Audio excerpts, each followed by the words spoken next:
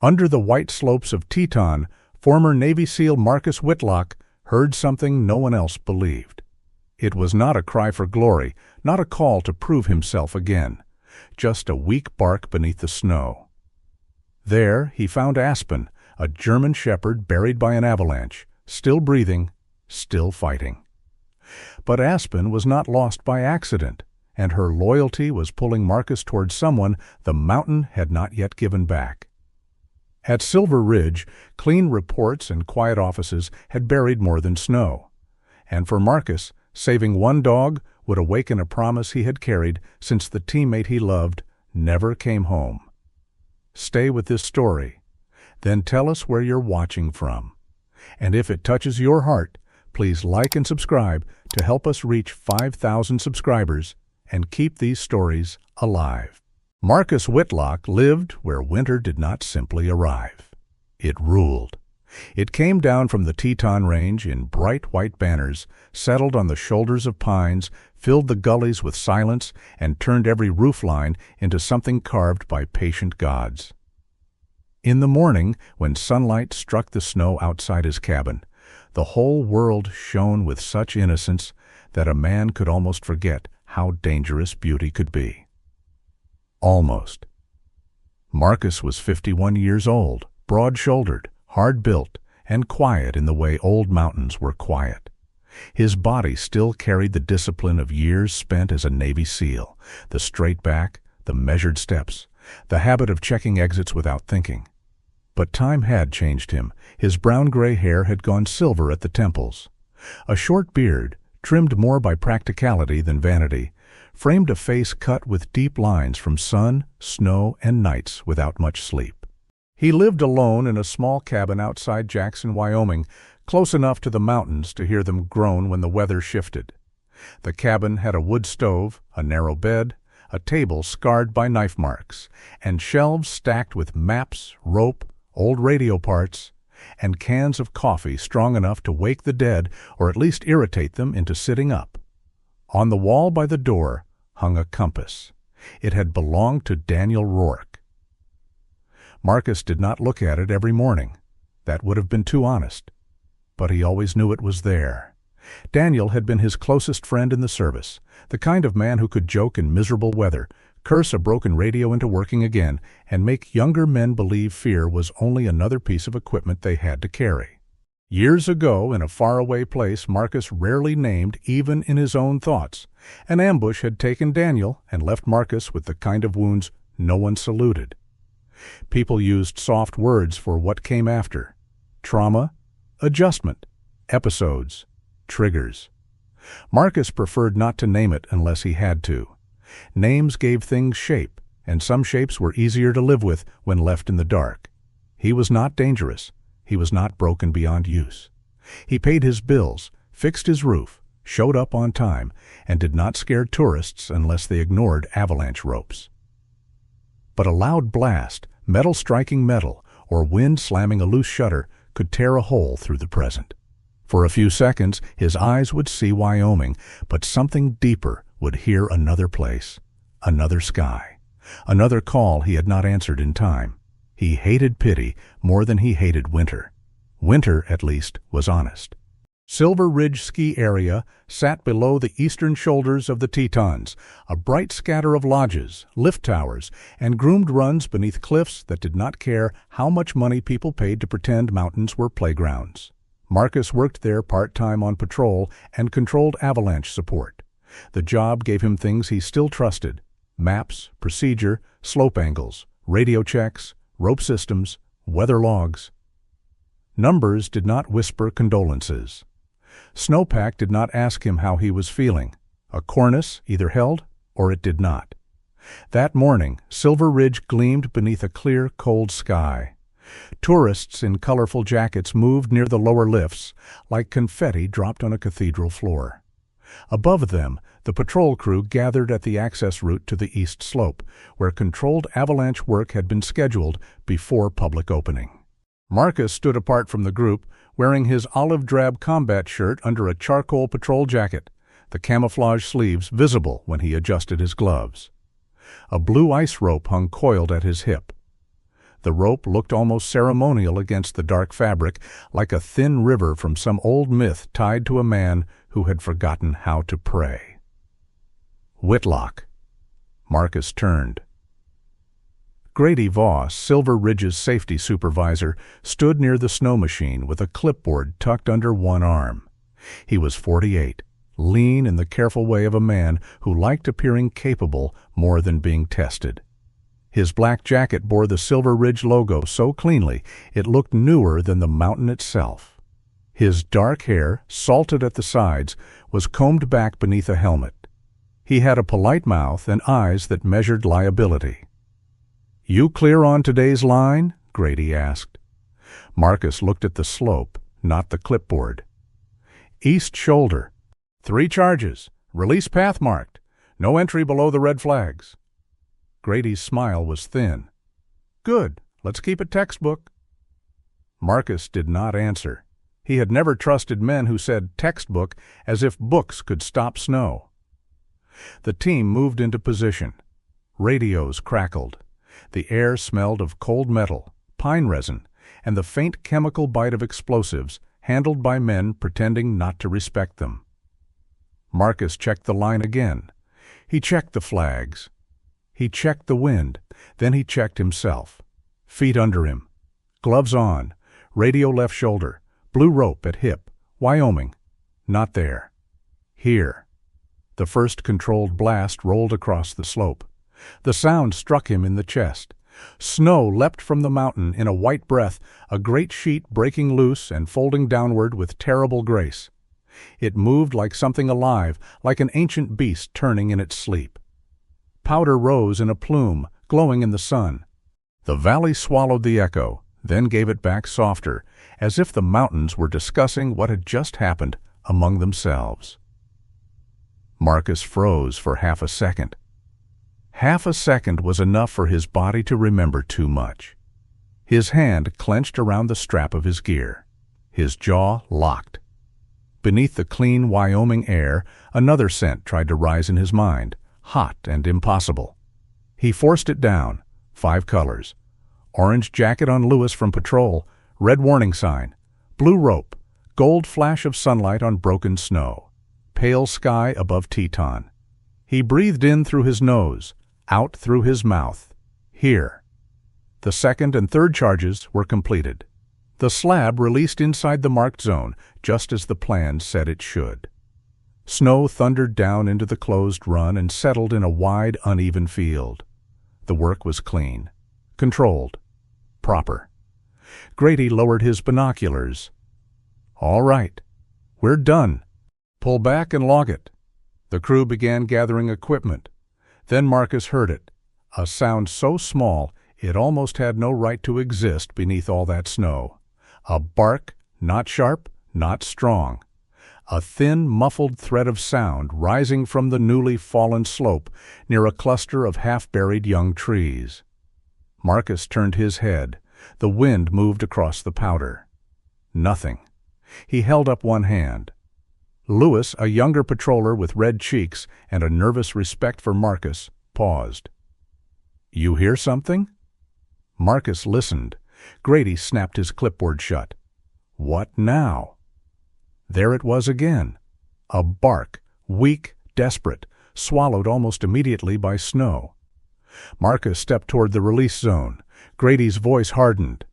"Whitlock, stop! That area is not cleared." Marcus did stop, but only long enough to look at the slope. The snowfield had settled. Not safe. Never safe. But readable. He saw the slight depression near the trees, the way loose powder shifted differently above what could have been an air pocket.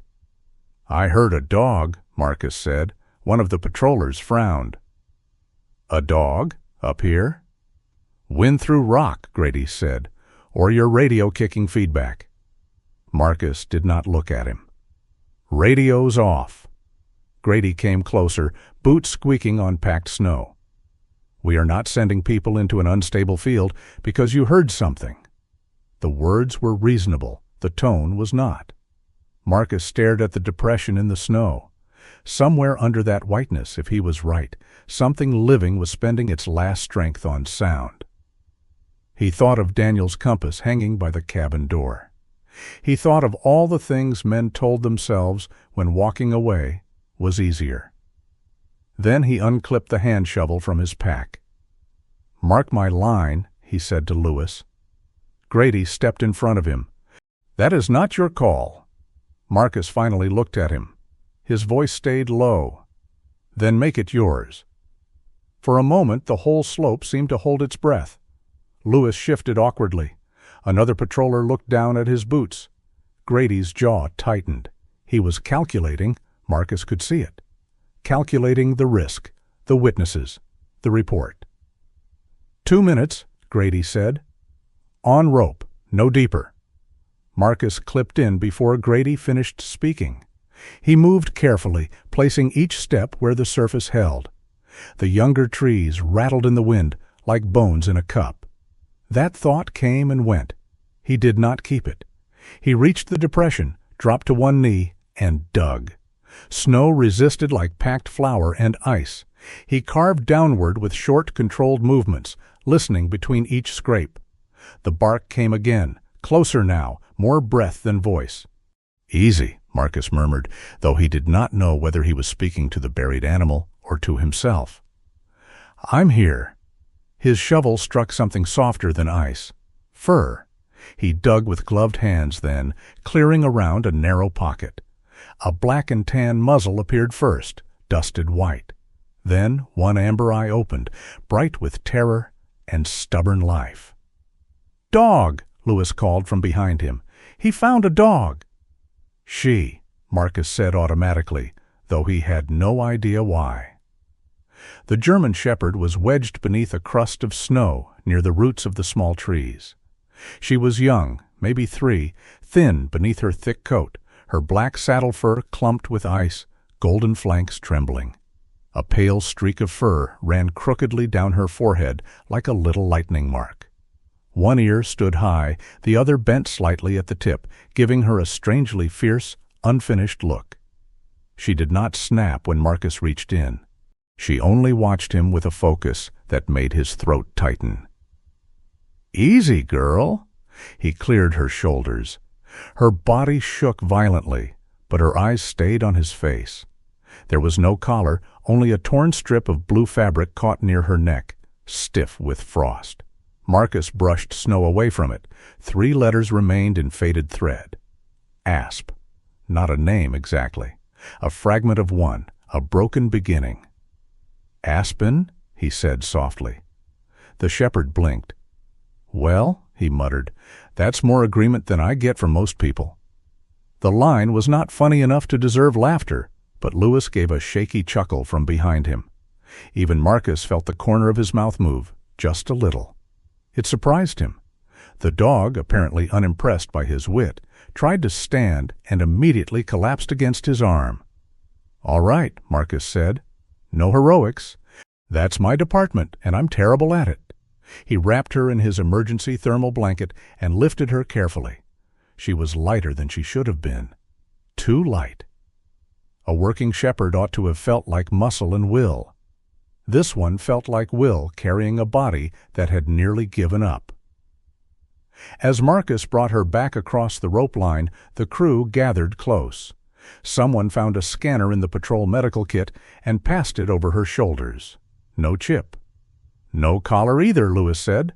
"How does a dog get up here?" Grady did not answer. His eyes were on Marcus, not the shepherd. Aspen, wrapped in silver thermal foil, suddenly raised her head when one of the crew started securing the last explosive case. The metal latch snapped shut. Marcus flinched before he could stop himself. It was small, barely visible, but Aspen saw it. The trembling dog pushed against the blanket and shifted her body between Marcus and the equipment case, weak legs splayed, head low, eyes fixed on the source of the sound. She could barely stand. She should have been saving every bit of strength. Instead, she planted herself like a guardian before a gate no one else could see. Marcus stared at her.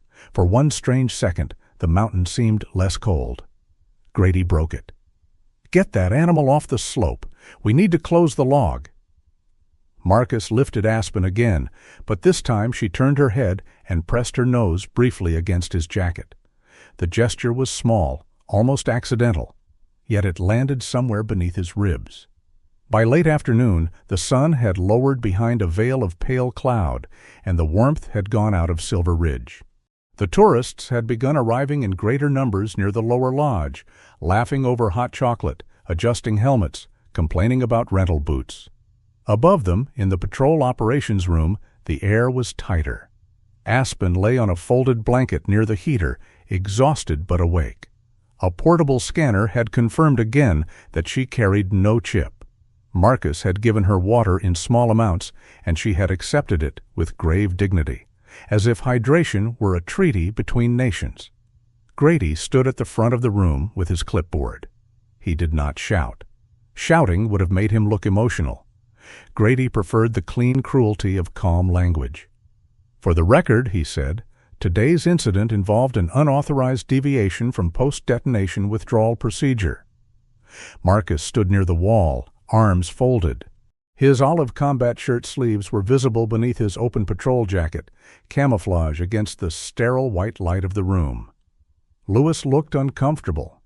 2 other patrollers kept their eyes on the floor. Grady continued. "Mr. Whitlock left position after a controlled release before the area was fully cleared. He entered a restricted zone, removed an unidentified animal from the field, and created a delay in closing the operation." Marcus said nothing. The old Marcus, the younger one, might have filled the room with anger. This Marcus knew anger could be used against a man like kindling. Grady flipped a page. There was also visible disorientation following the initial blast. That will need to be noted for future duty assessment. There it was. Not an insult, not openly, something worse. A sentence built like a trap. Marcus felt several faces turn slightly toward him, then away. He heard the heater hum. He heard Aspen breathe.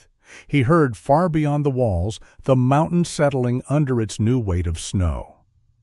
"Visible disorientation," Marcus repeated. Grady's expression stayed professional. "We all have to be honest about field readiness." Honest! The word almost made Marcus laugh. Aspen lifted her head from the blanket. Her amber eyes moved from Grady to Marcus. She gave one low sound, not quite a growl, not quite a whine. It was too soft for anyone else to treat as important. But Marcus heard it. He looked down at her. The shepherd was shaking again, but her gaze was steady. She had been buried under snow that morning, dragged into a room full of strangers, scanned, handled, and wrapped in a blanket that smelled like patrol gear and old coffee. Still, she watched Marcus as if he were the one in danger. A ridiculous thought came to him then. Maybe they had both been dug out today. Only one of them had fur. "I followed a live sound," Marcus said. Grady tapped the clipboard once with his silver pen. "You violated procedure." "I recovered a living animal." "You exposed personnel to risk." "I was on rope." "You made a judgment under questionable condition." The room went colder than the snow outside. Marcus unfolded his arms. For one moment, everyone seemed to expect thunder from him, a slam of a fist, a curse, proof of the story Grady was writing around him. Instead, Marcus walked to Aspen, crouched, and checked the blanket around her shoulders. "She needs a vet," he said. Grady blinked. "We're not finished." "I am." He lifted Aspen gently. She did not resist. Her head settled against his chest with a trust so sudden it almost hurt. Grady's voice followed him to the door. "This will go in your file." Marcus paused with one hand on the handle. Files, reports, clean sentences. Men like Grady loved them because paper did not bark from under snow. "Make sure you spell her name right," Marcus said. Then he stepped outside. The cold took him immediately. Evening had turned the snow blue. The Tetons rose beyond Silver Ridge, vast and indifferent, their ridges glowing faintly beneath the last light. Marcus carried Aspen to his truck, placed her carefully on the passenger seat, and wrapped the blanket tighter around her. She watched him as he started the engine. "Don't get comfortable," he told her. "This is temporary." Aspen blinked once. It was not agreement. At the cabin, the stove took time to catch. Marcus worked quietly, one hand feeding kindling into the iron belly, the other keeping a small bowl of water within reach of the shepherd. She explored nothing. She did not sniff corners or circle the room. She simply lay on the rug beside the stove as if she had been assigned guard duty by some higher power with a sense of humor. Marcus found an old towel, dried the melting snow from her coat, and checked her paws. The pads were rough and cracked from ice. Her body shivered less as the room warmed. Beneath the smell of wet dog and smoke, the cabin began to feel different. Less like a bunker, more like a place waiting to become a home, though Marcus would have denied that under oath. On the wall, Daniel's compass caught the firelight. Marcus sat in the wooden chair opposite Aspen, elbows on knees, hands hanging loosely. The shepherd's eyes were half closed, but she still faced the door, still listening, still guarding. "You got a story, don't you?" he said quietly. Aspen's bent ear twitched. Marcus leaned back. Outside, snow began to fall again, soft as ash, bright as feathers in the moonlight. Somewhere high on the Teton slopes, the mountain held its secrets under white hands. One of those secrets had been pulled free today, wrapped in a thermal blanket, and given a broken name. Aspen. Marcus told himself she would stay one night. Just one.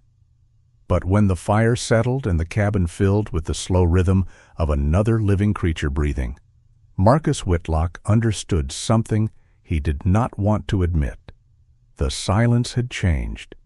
And beneath the clean, shining winter of Silver Ridge, something else was still buried. By morning, Aspen had claimed the passenger seat of Marcus Whitlock's truck with the solemn authority of a queen, inheriting a kingdom she did not especially trust. She sat upright on the old blanket he had spread across the cracked vinyl, her black and gold coat cleaner than the night before, but still rough from snow and exhaustion. The crooked pale streak down her forehead caught the winter light whenever the truck curved toward Jackson. Her left ear, the one with the bent tip, flicked at every passing sound. Tires on packed ice, a snowplow scraping the road, the distant bark of another dog behind a ranch fence. Marcus kept both hands on the wheel. "You're not staying," he said. Aspen turned her amber eyes toward him. It was not a stare full of pleading. That would have been easier. Pleading could be ignored by a man who had trained himself to survive guilt. Aspen looked at him as if she had already examined the evidence and found his statement legally weak. Marcus sighed. "Don't start." The heater rattled, then coughed out warmer air. Outside, Wyoming opened bright and white, beneath a sky so clear it looked newly made. Snow lay on fence posts, cottonwoods, mailboxes, and the shoulders of the road. The Tetons rose behind them, their jagged crowns shining like the bones of sleeping giants. Tourists came to this country and called it beautiful. Marcus had learned to call it honest. Mountains never pretended they were gentle. Aspen lowered her head to the blanket, but did not sleep. Marcus noticed that. She was exhausted, but every few seconds her eyes moved to his hands, then the windshield, then the door handle. Not panicked, measuring, waiting. A stray dog did not watch like that.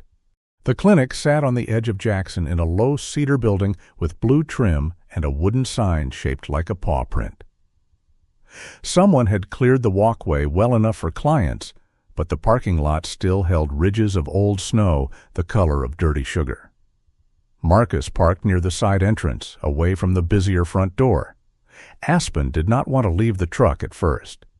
She leaned away from the open door, not with fear exactly, but with the reluctance of a creature who had learned that new places could take things from her.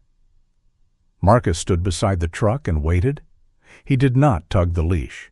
He had rigged one from spare rope because she had no collar, looping it loosely around her chest like a temporary harness. It was not elegant. It looked as if a sailor and a tired mountain hermit had argued over pet equipment and both lost. "Come on," he said quietly. "We get you checked. Then we figure out who you belong to." Aspen's ears moved at the last words. "Who you belong to." She stepped down. Inside, the clinic smelled of disinfectant, warm fur, coffee, and the faint old anxiety of animals pretending not to be nervous. A golden retriever in a blue cone of shame stared at Aspen with tragic dignity from beside the reception desk. Aspen stared back, then gave the cone a look that seemed to say, "Hold your head high, soldier." The retriever thumped its tail once, apparently encouraged. A woman in sage-green scrubs came out from the exam room, wiping her hands on a towel. She was in her mid-40s, with brown hair twisted into a low knot and hazel eyes that softened around animals but sharpened quickly around people. A tiny silver paw-print pendant rested at the hollow of her throat. "Marcus Whitlock," she said. "Dr. Ward." "Eliza," she corrected, as she always did. "Asking a lot for 9 in the morning." "Still charming as a snow shovel, I see." Her gaze dropped to Aspen, and the warmth in her face changed into focus. "Well, hello there." Aspen did not move toward her. She looked at Marcus first. Eliza noticed. "That's interesting," she murmured. "What is?" "She's asking permission without being taught to ask me." Marcus looked down. Aspen's ears were forward, body still, eyes lifted to him. He felt suddenly accused by the universe. "Go ahead," he told the dog. Aspen allowed Eliza to approach. The exam took nearly an hour. Eliza worked gently, without fuss. She checked Aspen's paws, teeth, eyes, ears, joints, heart rate, and the rough patches where ice had clung to her coat. Aspen endured it all with a kind of stern patience, though she gave the thermometer a look of deep personal betrayal. Marcus stood near the wall with his arms folded. He tried not to hover. Failed. Tried again. Failed more quietly. "No chip," Eliza said after passing the scanner over Aspen's shoulders and chest for the 3rd time. "That's what we got yesterday." "I wanted to be sure." Eliza set the scanner down. "She's underweight, dehydrated, mild frost exposure on the paws, but no major injury that I can find. Tough girl." Aspen, hearing tone if not meaning, accepted this with a small lift of her chin. "She was buried under avalanche debris," Marcus said, "near Silver Ridge." Eliza looked up. "Controlled release," he added. "East Slope." "And no one reported a missing dog?" "Not that anyone cared to mention." Eliza's mouth tightened slightly. She moved Aspen's front leg with careful hands, feeling the muscle. "This isn't a backyard wanderer, Marcus." He did not answer. "Look at her build, strong hindquarters, good shoulder balance. She knows how to conserve movement. Watch." Eliza stepped back and clicked her tongue softly, then pointed to a rubber mat near the scale. Aspen looked at Marcus. Marcus looked at Eliza. "You're both doing that now?" "Say something." He frowned. "Aspen, Matt?" The dog rose, crossed the room, and placed all 4 paws on the mat. Eliza smiled, but it did not reach full brightness. "There it is." Marcus stared at Aspen. Maybe she guessed. Dogs guess treats. They don't guess structure. Eliza picked up a small biscuit from the counter and held it loosely. Aspen's eyes tracked the biscuit, but her body stayed still until Eliza gave a quiet release word. Only then did Aspen take it, gently. Marcus felt the hairs at the back of his neck lift. Eliza leaned against the counter. "She's had training, maybe formal, maybe from someone who knew what they were doing. She watches before acting. She responds to basic direction. And her nose is very focused. She was under snow, which makes this more important, not less. Eliza glanced at the torn blue fabric Marcus had brought in a plastic bag. The faded letters were barely visible. Asp? You named her Aspen because of this? Guessed. Good guess. The dog wagged her tail once, very slowly, as if approving the minutes of the meeting. Marcus looked away before something in his chest could show on his face. Eliza wrote instructions on a sheet. Small meals, paw balm, rest, watch for coughing or worsening lethargy, return in 48 hours. Her handwriting was neat, but not delicate. Practical. Like her. I'll call the rescues and shelters around Jackson, Victor, Driggs, and the county offices, she said. Someone may be looking for her. Marcus nodded. Good. You can keep her a few days while we check? His answer came too fast. No? Aspen lowered her head onto Marcus's boot. Eliza looked at the dog, then at Marcus. Marcus looked down. Aspen did not move. Eliza's face became very serious in the way of people trying not to laugh at a man who deserved it.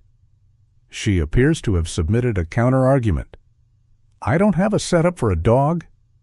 You have a cabin. I have a wood box with plumbing. You have heat?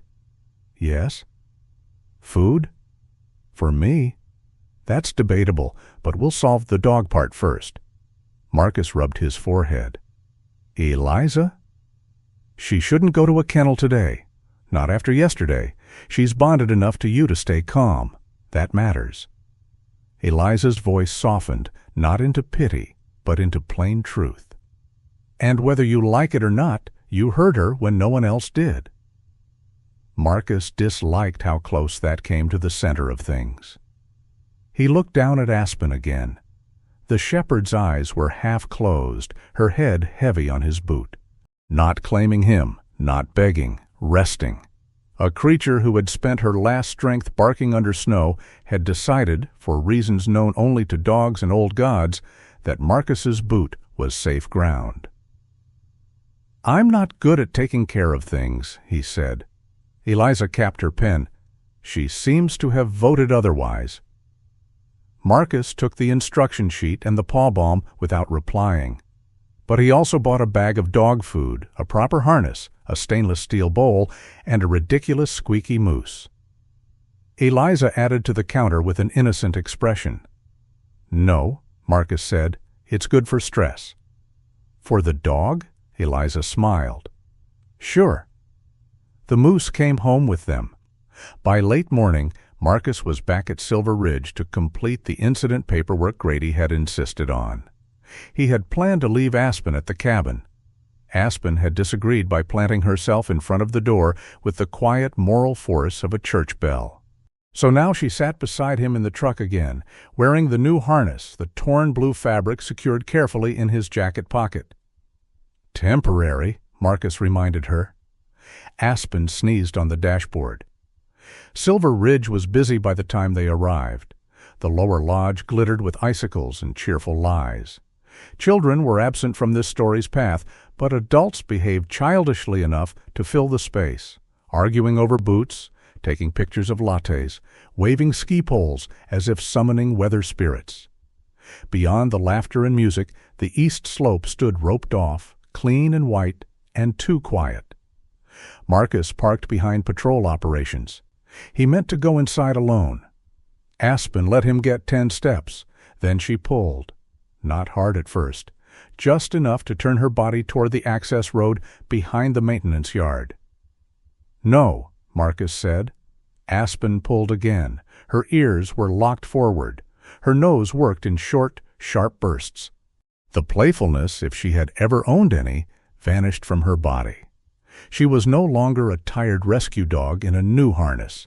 She had become a line drawn toward something only she could read. Marcus followed the direction of her stare. Below the eastern shoulder, beyond a row of snow-dusted utility sheds, sat the temporary employee housing, modular units raised slightly off the ground, used by maintenance crews during peak winter. Part of the cluster had been struck by the edge of the previous day's slide.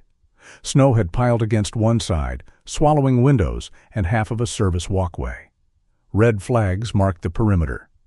Grady's voice came from behind him. "That animal shouldn't be here." Marcus did not turn. "She's not loose. She shouldn't be on resort property. Neither should unreported avalanche risk. But here we are." The silence after that had teeth. Grady stepped beside him, clean black jacket zipped to the chin, silver pen clipped to his chest pocket like a little blade. "You're here to finish your statement, not wander into closed areas." Aspen strained toward the housing units and gave one short bark. Grady's eyes narrowed. "Get her under control." Marcus looked at the dog, then at the snow-packed buildings. "Was that area cleared?" "Yes." "By who?" "Maintenance lead and patrol." "Names?" Grady's jaw shifted. "It's in the log." Aspen barked again, not frantic, not random. 3 syllables of urgency forced through a throat still rough from cold. Marcus moved with her. "Whitlock," Grady snapped. Marcus kept walking, staying outside the marked boundary. Aspen dragged him to the edge of a service path where snow had drifted over a low vent grill near one of the modular units. The vent was nearly sealed, only a thin, dark line showing between packed snow and metal. Aspen began digging. Not like a dog chasing a buried treat. She dug in tight, focused strokes, then stopped and pressed her nose to the gap. Her whole body trembled. She barked once into the vent, then looked back at Marcus. Something changed in the air around him. Not dramatic, not thunder. A small internal shift, like a compass needle finding north after spinning too long. Marcus crouched beside her. "What is it?" Aspen whined low. Grady arrived behind them with 2 patrollers. "This area has already been checked." Marcus pointed to the vent. "Who checked inside?"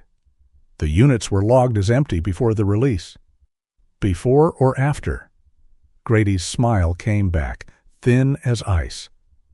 "Marcus, you need to be careful." There was his first name, used like a hand on the shoulder before a shove. Marcus stood. "Show me the duty roster." Grady stared at him. "You're not in command here." "No," Marcus said. "I'm asking a question." A few employees had stopped near the maintenance bay. Lewis stood among them, face pale from cold or nerves. Aspen continued to paw at the snow, softer now, as if she were afraid of damaging whatever waited below the silence. Grady looked at the gathering eyes and chose the safer mask. "Fine. Operations room." The duty roster hung on a clipboard behind the dispatch desk, beside weather readings and lift schedules. Marcus had seen thousands of rosters in his life, patrol logs, watch bills, duty boards. Most lies in them were small. Someone late, someone covering, someone forgetting to initial. This one had the wrong smell before he read the name. Caleb Rourke, maintenance assistant, winter seasonal. The entry said he had left his shift prior to the controlled release. Beside it was an initial and a signature line. The letters slanted too sharply, as if written by a hurried hand trying to imitate confidence. Marcus stared at the surname. Rourke. The room narrowed, not in the way it did after explosions. This was different, quieter, worse in some ways. Daniel Rourke had spoken often of his younger brother, usually while cleaning gear or waiting out bad weather. Caleb, the brother who could take apart anything with screws and put it back together with one extra part left over, then insist the extra part was for morale. Caleb, who liked mountains and photographs. Caleb, who once sent Daniel a postcard of Wyoming aspens because he said the trees looked like they were applauding winter. Marcus had forgotten the name. No, that was not true. He had buried it. Grady's voice came from far away. He walked off shift. Seasonal guys do that. Marcus looked up slowly. "You talked to him?" He was marked off. "That isn't what I asked." Grady's face cooled. "I don't have time for your fixation." Aspen, sitting near Marcus's leg, suddenly lifted her nose toward a gray knit cap hanging on a hook beside the dispatch counter. Her body went still. Then she rose and stepped toward it, sniffing the air. A maintenance worker muttered, "That's Caleb's." Grady turned sharply. "Who said that?" Lewis looked down. The worker, a broad man in his 30s with grease under his fingernails, shifted his weight. "I mean, I saw Rourke wear one like it." Aspen sat beneath the cap and gave the smallest sound. Not a bark this time, a broken, aching whine. Marcus reached for the cap, but Grady took it first. "Property left behind doesn't prove anything," he said. "No," Marcus replied, "but dogs don't read rosters." For once no one spoke. Grady folded the cap and set it behind the counter. Too quickly, too neatly. Marcus saw it. So did Aspen. He did not push further, not there, not surrounded by men waiting to see if he would become the version of himself Grady wanted to write down. He signed the part of the incident form confirming the dog recovery, refused to sign the language about disorientation affecting his judgment, and left with Aspen at his side. The drive back to the cabin felt longer than the road allowed. Snow clouds gathered over the western peaks. The afternoon sun lost its gold and turned to pewter. Aspen lay curled on the passenger seat, exhausted from the clinic, the resort, the vent, the cap. Once, in sleep, her paws moved as if she were running through a dream she did not enjoy. Marcus kept seeing the name. Caleb Rourke. At the cabin, he fed Aspen the small meal Eliza had prescribed. Aspen ate carefully, then carried the ridiculous squeaky moose to the rug by the stove and placed one paw on it, as if arresting a suspect. The moose squeaked once under pressure. Marcus looked at it. "Don't interrogate him too hard." Aspen ignored him. The joke faded quickly. Evening settled around the cabin with blue hands. Marcus stood before the wall by the door, looking at Daniel's compass. After a long while, he took it down. The metal was cold in his palm. He opened the old footlocker from beneath his bed. The hinges complained softly. Inside lay the objects he had kept because throwing them away would have been betrayal, and looking at them too often would have been another kind. A unit coin, a photograph of men younger than they had any right to be, a folded flag patch, a sealed envelope, yellowed slightly at the edges. The letter. He had written it to Daniel's parents 3 months after leaving the hospital, then rewritten it, then written a shorter one, then put all the drafts away because every sentence sounded either too small or too much like asking them to comfort him. Aspen approached quietly. Marcus did not call her. She came anyway, sniffed the photograph, and paused over Daniel's face. Perhaps she smelled nothing but old paper, dust, and the salt of Marcus's hands. Perhaps that was enough. She lowered her head onto his knee. The movement was so gentle it undid him more than force could have. Marcus sat on the floor beside the open footlocker, one hand resting on the shepherd's neck. Her fur was warm now, alive, present. "Daniel had a brother," he said. Aspen breathed slowly. "I never called them." The stove popped. Wind pressed against the window, then moved on. Marcus looked at the sealed envelope. His name was not on it, but his silence was. It had sat in the dark for years, growing heavier than paper had any right to grow. "I thought if I didn't call, I wasn't making it worse," he said. "That's a coward's kind of mercy, isn't it?" Aspen lifted her head and looked toward the door. Not sharply, not like before, just toward the dark outside, where Silver Ridge lay beyond the trees and the snow, where a vent had nearly closed and a name had been written off too neatly. Marcus followed her gaze. He began to understand. Aspen had not appeared out of the mountain like a miracle sent to save him. She belonged to someone, maybe to Caleb Rourke, Maybe to the missing man whose cap made her whine, and whose name made Grady's face harden. If Caleb was alive beneath that employee housing, then the bark Marcus heard the day before had not been the end of a rescue. It had been the beginning of one. Marcus put Daniel's compass on the floor between them. The needle trembled, then steadied. Aspen touched it once with her nose. Marcus closed his hand around it. "Tomorrow," he said quietly, though he was not sure whether he spoke to Aspen, to Daniel, or to the man who might still be waiting under snow. "We find out who he is." Aspen settled beside him, her body pressed lightly against his leg. Outside, the Teton winter shone under moonlight, pure and beautiful and full of buried things. Inside the cabin, two living creatures sat beside an unopened letter, listening to the silence as if it might finally speak. Marcus Whitlock had learned long ago that instinct could keep a man alive, but it could not stand alone in a room full of officials. Instinct could hear a bark beneath snow. Instinct could notice a signature written too quickly. Instinct could feel a lie before the liar finished speaking. But Silver Ridge did not run on instinct. It ran on logs, maps, schedules, signed forms, insurance language, and the kind of clean paperwork that could make a dangerous thing look harmless if the margins were neat enough. By the next morning, Marcus knew one thing clearly.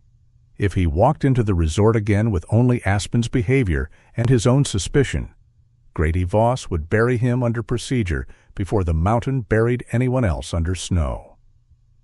So he drove west before sunrise, Aspen in the passenger seat, Daniel's old compass in the cup holder, and a folded printout of the avalanche map tucked inside his jacket. The road out of Jackson cut through a white world still half asleep. Fence lines ran like black stitches across the fields. Elk stood in the distance, dark and still, as if carved from dusk and left behind by some old winter god. Aspen watched them through the windshield, ears high, but did not bark. The ridiculous squeaky moose from Dr. Eliza Ward's clinic lay between her paws, already damp from judgment. "You're not bringing that inside," Marcus said. Aspen placed one paw more firmly on the toy.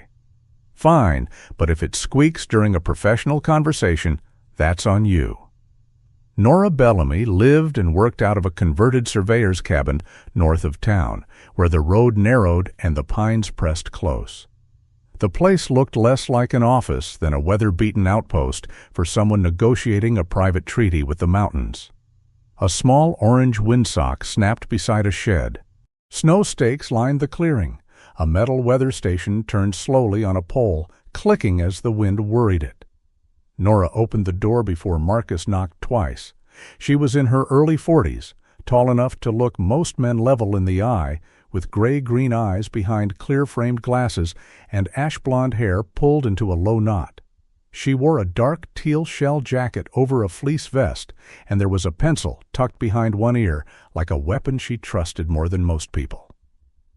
She looked at Marcus first, then at Aspen, then at the rope harness Marcus had put together 2 days earlier before buying a proper one. "Whitlock," she said. "Bellamy." "I wondered how long before Silver Ridge sent someone to ask me to sign off on that East Slope mess." "They didn't." Her gaze sharpened. "Then why are you here?" Marcus held out the folded map. "Because I don't think the East Slope mess is over." Nora did not invite him in immediately. Her eyes moved once over his face, reading more than he wanted read. The rumors had traveled faster than snowmelt. He could see it in the small pause before she stepped aside. Inside, her office smelled of coffee, paper, waxed canvas, and cold air that had followed too many maps indoors. Topographic charts covered one wall. Snow core samples in sealed tubes lay labeled along a shelf.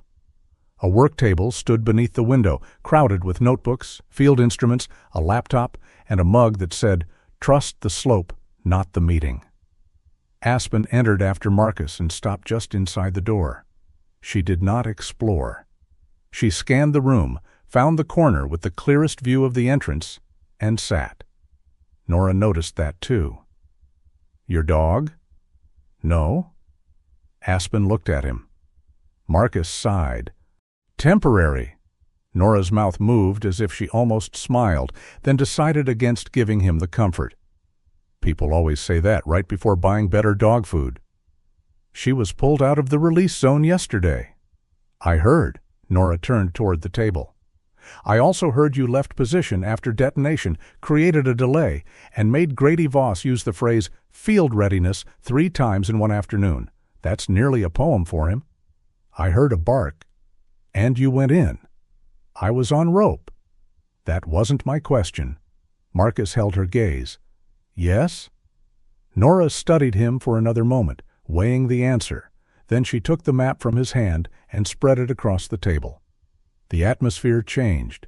Nora Bellamy did not soften exactly, but she became more awake. Her fingers moved over contour lines, shaded zones, release paths, flags, notes in the margins. She leaned closer, not like someone reading a document, but like someone listening at a door. Marcus placed his phone beside the map. I took pictures of the posted detonation schedule yesterday morning, before the release. Nora glanced up. Why? Habit?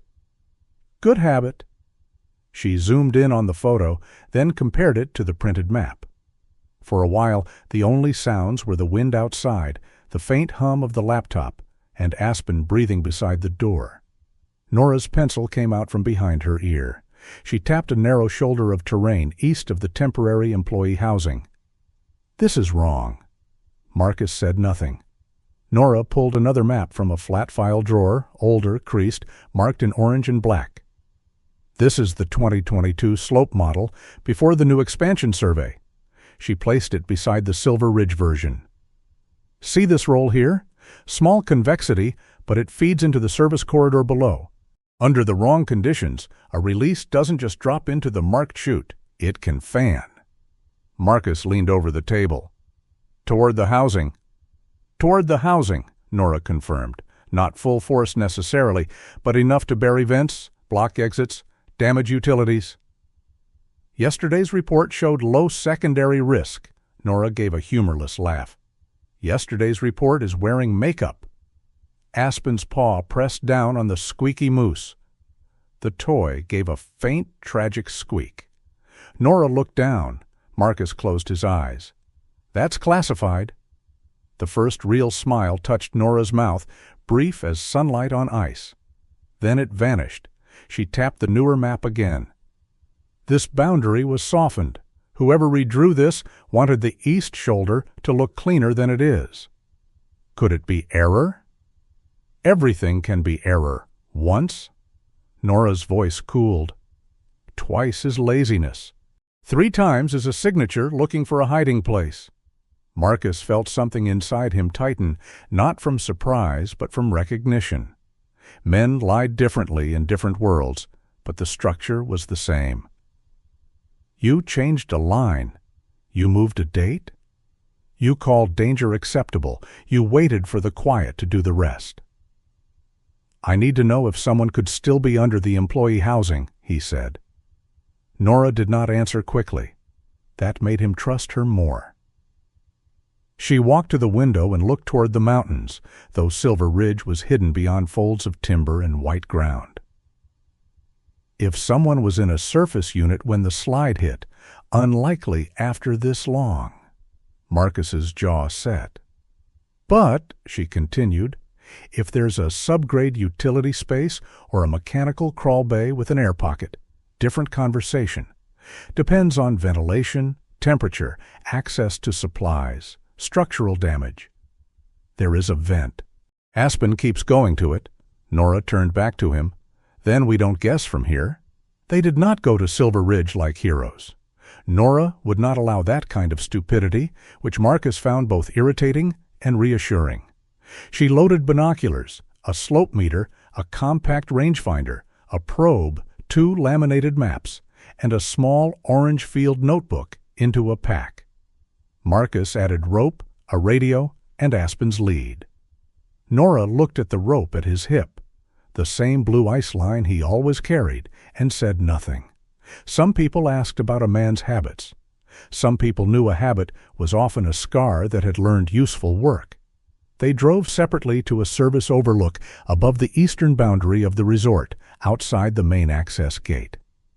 The sky had gone milky by then, the sun a pale coin behind cloud. Below them, Silver Ridge moved through its morning business. Skiers laughed near the lower lifts. Machines groomed the safer runs. Smoke lifted from the lodge chimney in a straight gray thread. Past the cheerful part of the mountain, the temporary employee housing sat low and half-hidden, a row of modular structures pressed against the slope, like boxes someone had placed too close to a sleeping animal. Nora sat up behind a stand of pines. "Stay here," she said. Marcus gave her a look. "I mean it," she added. "If the area's unstable and you walk in because the dog pulls, I'll leave you for the ravens out of professional disappointment." Aspen sneezed. Marcus looked down at her. "She likes you." Smart dog. They moved only along the safe perimeter, staying above the marked boundary and away from loaded terrain. Nora watched the slope through binoculars, then lowered them and checked the older map. Marcus watched Aspen. The dog had changed again. At the clinic, she had been wary. At the cabin, watchful. Near Silver Ridge, restless. Here, near the buried edge of the employee housing, she became still. Her head lowered, her nose pointed into the wind. The muscles along her back tightened beneath her black saddle of fur. She took 3 careful steps, stopped at the end of the lead, and stared toward a vent almost swallowed by drifted snow. She did not bark. That somehow worried Marcus more. Aspen simply trembled with concentration, as if all of her life had narrowed to a thread of scent escaping the mountain's closed fist. Nora noticed the direction. She followed it through the binoculars. "Vent grill," she said. "North side of the service unit, nearly covered." "That's where she dug yesterday." "Wind is moving down slope and curling back along that wall."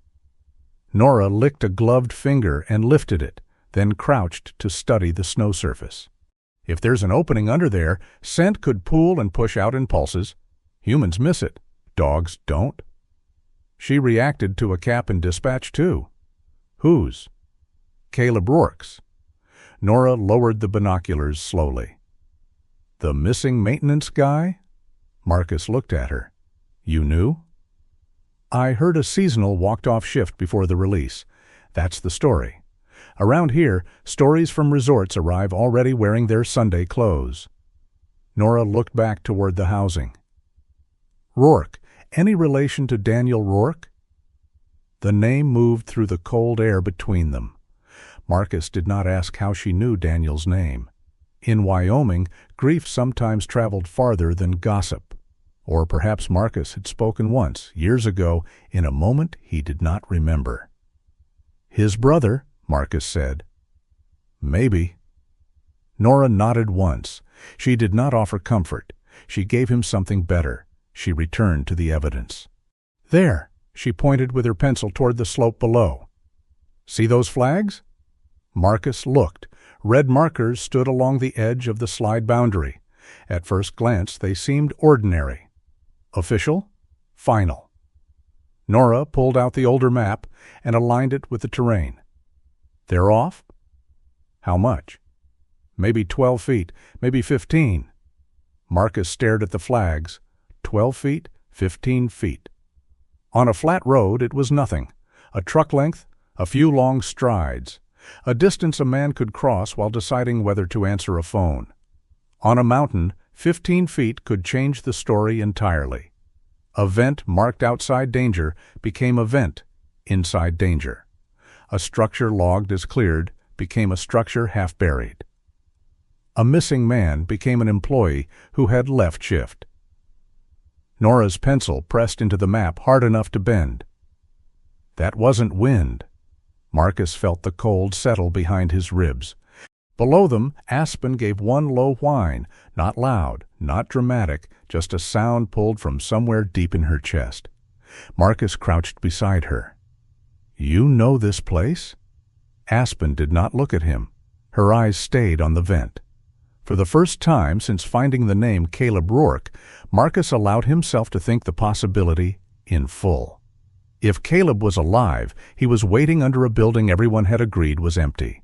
If Caleb was not alive, then someone had let the mountain keep him. Neither possibility allowed Marcus to walk away. Nora packed the maps with quick, sharp movements. "We need law enforcement before anyone touches that perimeter." Marcus almost laughed. "You think Harlan Pike is going to close Silver Ridge on my word?" "No," Nora said. "That's why I'm coming." Deputy Harlan Pike worked out of a stone and brick county office in Jackson that smelled of wet wool, old coffee, and practical disappointment. He was 55, broad through the middle, but sturdy, with a silver mustache and eyes that looked as if they had watched too many neighbors lie badly and too many good people wait too long to tell the truth. A dented steel thermos sat on his desk like a loyal deputy no one had sworn in. He listened while Nora spoke. That was the first thing Marcus noticed. Harlan did not dismiss her. He asked about slope angle, wind loading, map dates, flag placement, and the vent. Nora answered each question cleanly. No drama, no mythology, just snow, measurements, and the quiet accusation of numbers. Marcus stood near the wall. Aspen lay at his feet, chin on her paws, exhausted but alert. Harlan glanced at the dog twice but did not make a joke. Marcus appreciated that. When Nora finished, Harlan rubbed a hand over his mustache. "I can request a welfare check," he said. "I can ask Silver Ridge for full maintenance logs, but I can't order a shutdown based on possible scent indication and a map discrepancy." Marcus felt heat rise in his chest. A man is missing. According to the resort, he left shift. According to the resort, the slope was clean. Harlan's eyes moved to him. "I know what you're saying." "No," Marcus said quietly. "You know what I'm implying. I'm saying it. Caleb Rourke may be under that housing unit." Harlan leaned back. The chair creaked. "And if I send people in there and the slope moves again? If a rescuer gets hurt because we acted before confirming risk?" The room tightened. Marcus understood the question. That made it worse. Nora stepped in before anger could sharpen his voice. "Deputy, no one is asking for a blind entry. We're asking you to preserve the area, secure the logs, and require Silver Ridge to produce the original hazard overlays. Today, not after a committee reviews it next week."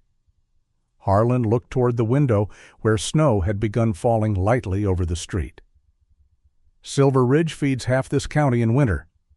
"Mountains don't care who signs paychecks," Nora said. That landed. Harlan's jaw shifted. He reached for his thermos, then changed his mind. "I'll make calls. That's what I can do right now." Marcus pushed off the wall. "Calls don't keep people breathing." "No," Harlan said, not unkindly, "but neither does charging uphill without authority." For a second, Marcus saw Grady in every official chair, every careful phrase, every delay polished until it looked responsible. His pulse climbed. The room's walls seemed to press inward. Then, outside somewhere down the block, a winter warning flare sounded from a municipal truck, a sharp pop meant to signal controlled road work. The sound cracked open the air. Marcus stopped breathing. The office blurred at the edges. Not gone, not fully, but the present thinned. His hand searched for the compass in his pocket and missed it. The old heat rose. The old sky tried to replace the white street outside. Someone said his name, maybe Harlan, maybe Nora. Then Aspen stood. She did not bark. She stepped in front of him and pressed her body firmly against his shin. One paw landed on the toe of his boot, pinning him with the full solemn weight of a creature who had apparently appointed herself supervisor of his soul. Marcus looked down. Amber eyes, bent ear, pale lightning streak, snow melting from her whiskers onto the county office floor. He put his hand on her neck. Her fur was warm, real, slightly damp. "Teton," he whispered. Nora went silent. Silver Ridge, snow, Aspen. His breath returned unevenly, then steadied. Harlan looked away, not out of discomfort, but out of respect. Nora watched Aspen with a different expression now, not sentiment, recognition. Marcus kept his hand on the dog's neck until the room came fully back. When he looked up, no one spoke for a moment. Then Nora said, "That dog knows her job." Marcus swallowed. Nobody gave her one. Maybe she chose it. Harlan cleared his throat and reached for his phone. "I'll request the logs." It was not enough, but it was not nothing. They returned to Nora's cabin as the afternoon thickened. Snow fell harder now, still gentle but more determined, like an army arriving without drums. Nora made coffee strong enough to qualify as a structural material and spread 3 sets of documents across her work table: the old Silver Ridge maintenance layout, the updated resort expansion map, and a county utilities file she had pulled from an archive folder so dusty it left gray fingerprints on her sleeves. Marcus stood over the table, restless. Aspen slept near the stove, though even asleep her ears moved when Marcus shifted his weight. Nora traced a line with her pencil. Here. Marcus leaned closer. The employee housing wasn't always just modular units. Before Silver Ridge upgraded, there was a semi-buried service bay underneath this row. Mechanical access, heat equipment, emergency storage during storms. Marcus stared at the diagram. The small rectangular space beneath the north unit had been shaded and labeled in faded type. Subgrade Utility Bay. Is it still there? Likely. Resorts don't remove useful infrastructure unless they're forced to spend money doing it. Nora pulled another sheet forward. And look at this. Venting runs to the north wall. Same side Aspen keeps targeting. Marcus felt the map beneath his hands become something more than paper. It became a cross-section of possibility. A space under snow. A pocket of air. A man not gone, only hidden. "Supplies?" he asked. Old code required emergency blankets, water storage, battery lantern, basic tools, whether they maintained it. Nora let the sentence fade, but she did not need to finish. Marcus closed his eyes briefly. Caleb Rourke, younger brother of Daniel, possibly trapped beneath a resort that had written him off with a bad signature. Aspen, pulled from snow with the torn start of her name still clinging to her. A vent nearly sealed.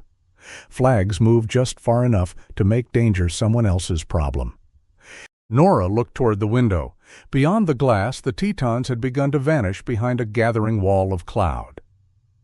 "Storm's coming," she said. Marcus opened his eyes. Outside, the mountains disappeared by degrees, swallowed not by darkness, but by white. Aspen woke and lifted her head. For a moment, no one moved. Then the dog gave one low, tired whine toward the east. Marcus looked at the old diagram, at the little buried room beneath the employee housing, and felt time begin to narrow. Somewhere under Silver Ridge, there might still be air. But winter was already reaching for it. Nora Bellamy did not keep her oldest avalanche records in her main cabin. She kept them in a place that looked as if winter had forgotten to finish destroying it. The old control station stood beyond Silver Ridge property, half hidden among spruce trees on a ridge where the wind never seemed to stop talking. It had once served as a snow study post before the resort modernized its systems and moved most operations closer to the lifts. Now the building sagged a little at one corner, its metal roof patched in 3 places, its windows cloudy with frost. A faded sign near the door still warned visitors to check slope conditions before entering, though the only regular visitors appeared to be Nora, mice, and whatever mountain spirits enjoyed paperwork.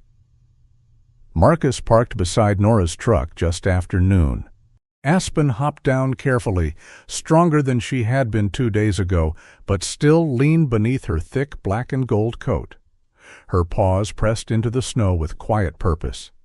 She sniffed once toward the east, toward Silver Ridge, then looked at Marcus as if reminding him that every delay was a kind of weather. "I know," he said. Nora unlocked the station door with a stubborn old key. "No, she knows. You're still catching up." Marcus gave her a side glance. Nora pushed the door open. That was not a joke. Inside, the station was cold enough to make breath visible. Maps hung in rolls along one wall. Filing cabinets lined another, their labels handwritten and blunt. Snowpack, wind events, slide paths, incident notes, resort submissions. A desk held an old radio, 2 lamps, a portable scanner, and a coffee mug so stained it looked like it had survived several administrations. Nora moved with the quick confidence of someone entering a church she maintained alone. She turned on a heater, set her orange field notebook on the desk, and began pulling folders. Marcus stood near the door, blue rope at his hip, Daniel's compass in his jacket pocket. Aspen circled once, found a patch of floor near the heater, and sat facing the entrance. She still did not sleep easily indoors. Marcus understood that. Some creatures trusted walls only after knowing where all the exits were. Nora laid the first map flat. 2 years, she said. We start before Caldwell Meridian entered the picture. Marcus leaned over the table. You think it began with them? I think money rarely creates weak character. Nora opened a folder with a snap. It just gives weak character a schedule. The work was slow, and that made it frightening. A single lie could be explained. A bad measurement? A rushed report. A junior employee checking the wrong box before a coffee, but patterns had their own gravity. Nora compared sensor records from independent weather stations against Silver Ridge's submitted hazard summaries. Marcus compared dates, detonation windows, staffing logs, and closure notices. They placed public satellite images beside resort maps, older slope models beside newer ones, handwritten snow notes beside polished reports stamped with official language. The differences were small at first. A moderate rating where Nora's field notes suggested considerable. A secondary slide path removed from an internal map. A wind-loading warning softened into a recommendation to monitor. A maintenance corridor described as outside primary danger, though the older terrain model showed it sitting beneath a fan path like a cup beneath a cracked roof. Nora did not curse when she found each discrepancy. She grew quieter. That was worse. Marcus had known men who shouted when they found betrayal. Nora treated betrayal like a bad equation. She circled it, labeled it, and let the ink become judgment. Here, she said, tapping a report from 11 months earlier. Southeast shoulder, small slide during grooming prep, filed as isolated. She pulled another sheet. Same week, my notes flagged repeated settling cracks above the employee service road. No mention in the official submission. Marcus checked the signature line. Grady Voss. He pulled another report. Grady again. And another. Grady. The name appeared like boot tracks crossing a clean room. He signed too many of these, Marcus said. He signed the field confirmations. Nora's eyes stayed on the documents. But he didn't write the risk language alone. Who did? Nora opened a binder marked Operations Review and turned it around. At the bottom of a summary page, beneath corporate letterhead and a paragraph about maintaining guest access during peak season, was another name. Rhonda Keene. Marcus had heard the name for years. Everyone around Silver Ridge had. Rhonda Keene was not merely the operations director. She was the woman who knew which lift mechanic's wife had surgery, which ski instructor needed extra shifts after a divorce, which diner depended on holiday crowds, and which family lost a house during the bad winter 12 years ago. She had worked her way up from ticket window to management, and people in town spoke of her with the complicated affection reserved for stern aunts and local weather. Nora slid a photograph across the table. It had been clipped from a business profile about the resort expansion. Rhonda stood in front of Silver Ridge's main lodge, wearing a camel-colored wool coat, a cream scarf, and a small silver snowflake pin. Her dark bob was streaked with gray, but shaped neatly, like a woman who believed that if she could keep her hair in place, perhaps the rest of the world might follow. Beside her stood two men from Caldwell Meridian Group, smiling with the serene confidence of people who had never had to shovel out their own driveway. They called the gondola project a lifeline, Nora said. New terrain access, more winter jobs, longer season, bigger tax base. Marcus looked at the softened hazard language again. And the east slope was in the way. The east slope was inconvenient, Nora said. Danger is often treated like a scheduling conflict until someone gets hurt. Aspen lifted her head from near the heater. Marcus looked toward her. She was not growling, not pulling. Just awake now, ears forward, sensing the shift in the humans. Dogs did not understand corporate development, but they understood when a room had become heavier. Marcus touched Daniel's compass through his jacket. He thought of Caleb Rourke in a line on a roster. He thought of a gray knit cap disappearing behind a counter. He thought of Aspen pressing her nose toward a nearly buried vent while people with clipboards called the area checked. Nora turned another page and stopped. "Well," she said softly, "there it is." Marcus came around the table. The document was not dramatic. No red letters, no confession, just a standard risk review memo with tracked notes printed in the margin. A warning about the East Slope employee housing had been revised. The original line read, "Potential secondary slide impact to temporary housing in service bay under heavy wind loading." The final line read, "Secondary impact unlikely under current operating controls. Continue monitoring." Marcus read it twice. "Who changed it?" Nora pointed to the review mark, R. Keene. The station heater clicked loudly in the silence. Outside, wind dragged snow grains across the window like fingernails over glass. Marcus had expected Grady's name to make him angry. It did. But Rhonda's name did something else. It widened the wound. Grady could be explained as a man protecting himself. Rhonda Keene was harder. She had protected something bigger, or told herself she had. Nora leaned back from the table. Grady is a tool. Sharp one. Still a tool. Somebody decided the risk could be managed on paper. Marcus looked at the map spread before them. Paper doesn't hold snow. No, Nora closed the binder, but it can hold off accountability for a while. They drove to Silver Ridge together in Marcus's truck. Nora insisted on bringing copies, not originals, and left a full set of scans uploading from the old station before they departed. Marcus noticed. He approved. Nora did not trust luck, and Marcus had buried too much of his life to argue with caution. Aspen sat between them in the back seat, the squeaky moose mercifully absent. Her nose pointed toward the resort long before the sign appeared. Silver Ridge looked almost festive in the afternoon light. The storm had not yet arrived. Sun scattered over groomed trails, and adults in bright jackets curved down the lower runs like migrating birds who had rented equipment. Music drifted faintly from the lodge patio. Smoke rose from outdoor heaters. Someone laughed so loudly that the sound seemed out of place against the weight in Marcus's chest. Rhonda Keene's office occupied the second floor of the main operations building.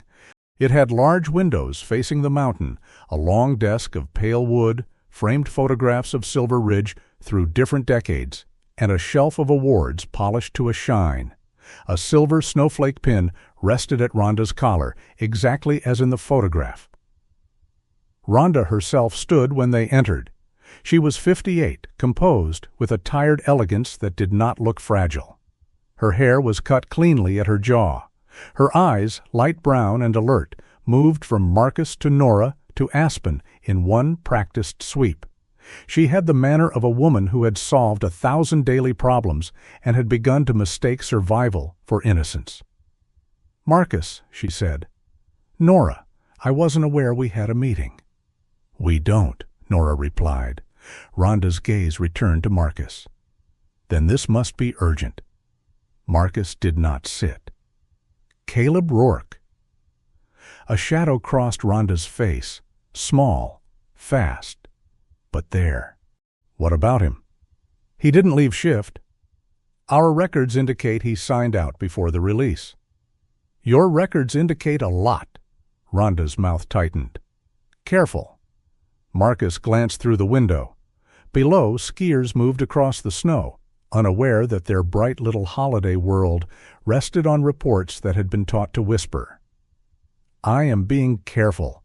That's why I'm standing here instead of digging through your employee housing with a shovel." Nora placed a folder on the desk. "We found discrepancies in your East Slope risk summaries, multiple years, repeated downgrades of secondary impact language." Rhonda did not open the folder. That told Marcus more than if she had rushed to deny it.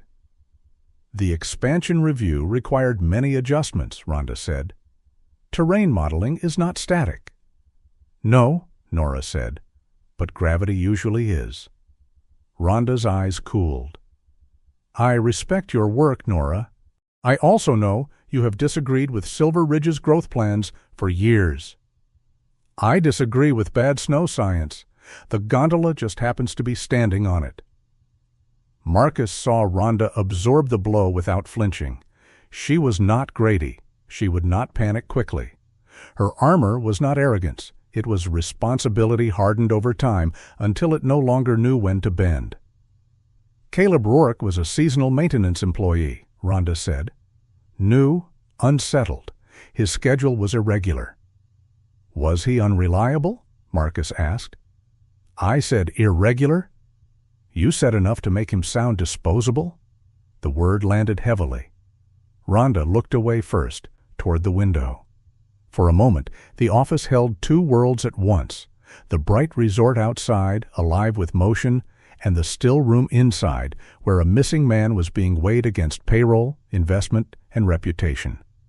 Aspen moved then. She had been standing near Marcus's leg, quiet but tense. Now her head turned toward a side chair beside a small table near the window. A gray knit cap hung over the chair back, half tucked beneath a folded resort vest. Aspen's body went rigid. Marcus followed her gaze.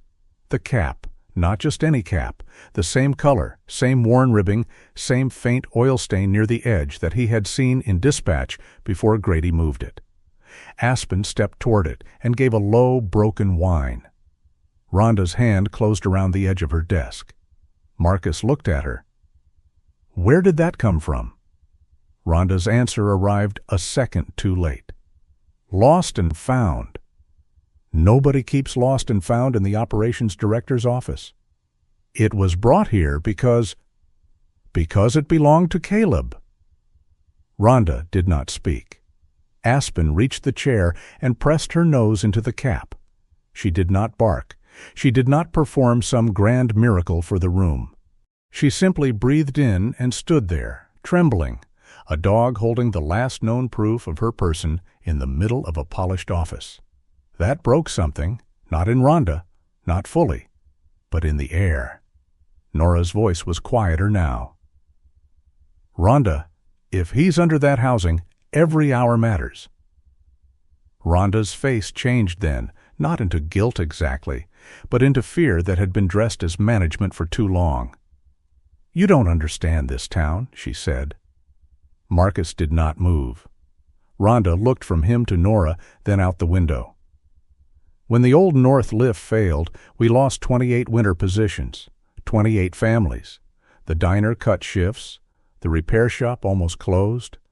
People think resorts are luxury, maybe for guests, not for the people who clean rooms, plow roads, fix boilers, rent boots, serve soup." Her voice did not rise. That made it harder to dismiss. Caldwell Meridian promised capital this place could never raise alone. The gondola gives us another decade. "At what cost?" Marcus asked. Rhonda's eyes flashed. "That is an easy question when you're not the one who has to tell 60 people there may be no work next season." "No," Marcus said. "It's an easy question when one man may be under snow." Silence. Rhonda's silver snowflake pin caught the sunlight. For one strange second, it looked less like jewelry than a frozen wound. Nora opened her folder and removed a printed email. "Then explain this." Rhonda stared at the page. The email had come from Caleb Rourke 3 days before the controlled release. It was addressed to the operations maintenance list and forwarded twice. The subject line read, "Service Bay Structural Sound, East Temp Housing." Nora read only the necessary lines. Caleb had reported a sharp cracking sound beneath the north unit after a small tremor event, and asked whether the subgrade utility bay had been inspected recently. He mentioned that the vent line appeared partially blocked after drifting and that the floor near the access hatch felt uneven. The final forwarded copy bore Grady Voss's name.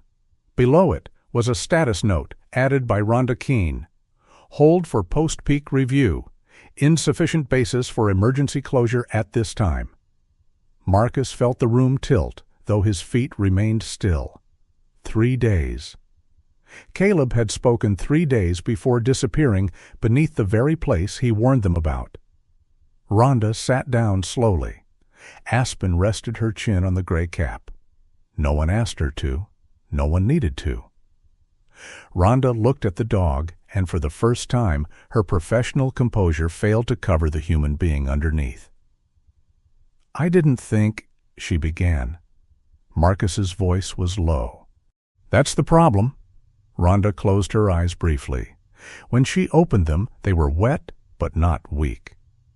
"Do you think I wanted anyone hurt?" "No." The answer seemed to surprise her. Marcus continued, "I think you wanted the mountain to wait until after the season." Rhonda looked toward the slopes, the bright jackets, the happy guests, the jobs moving like colored dots below the glass. Nora gathered the papers. "We're sending this to Deputy Pike and the State Safety Board." Rhonda did not stop her, but she did not help either. Not yet. That was the most painful part. Even faced with the cap, the dog, the email, she still hesitated on the edge between truth and consequence. Marcus had seen men hesitate at doors, at ridgelines, at choices where one step changed everything.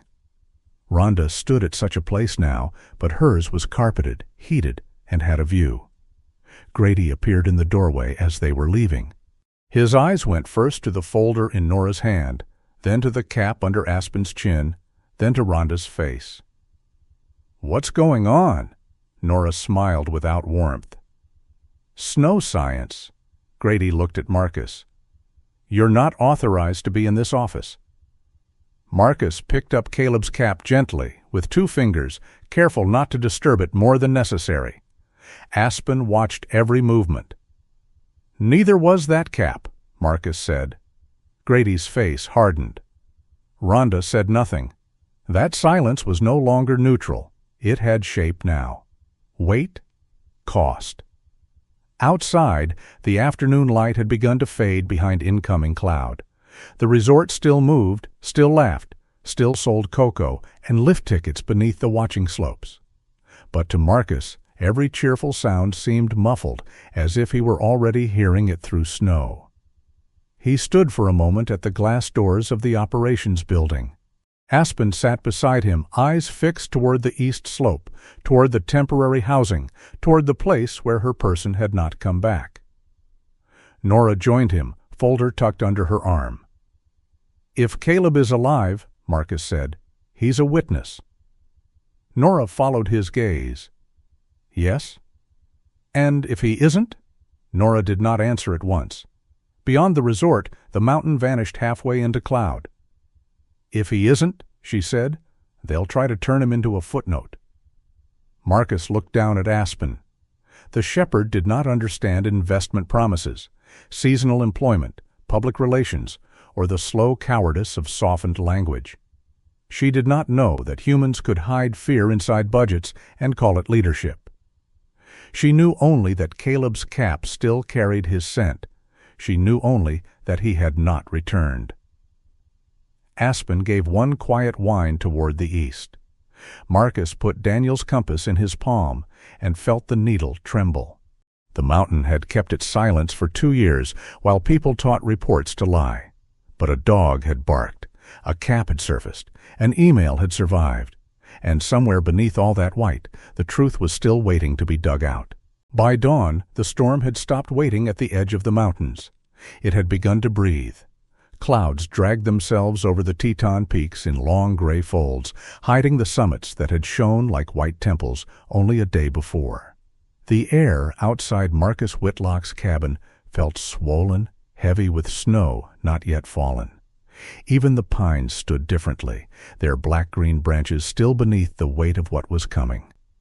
Marcus stood by the stove with his phone in one hand and Nora Bellamy's folder open on the table. Aspen sat near the door.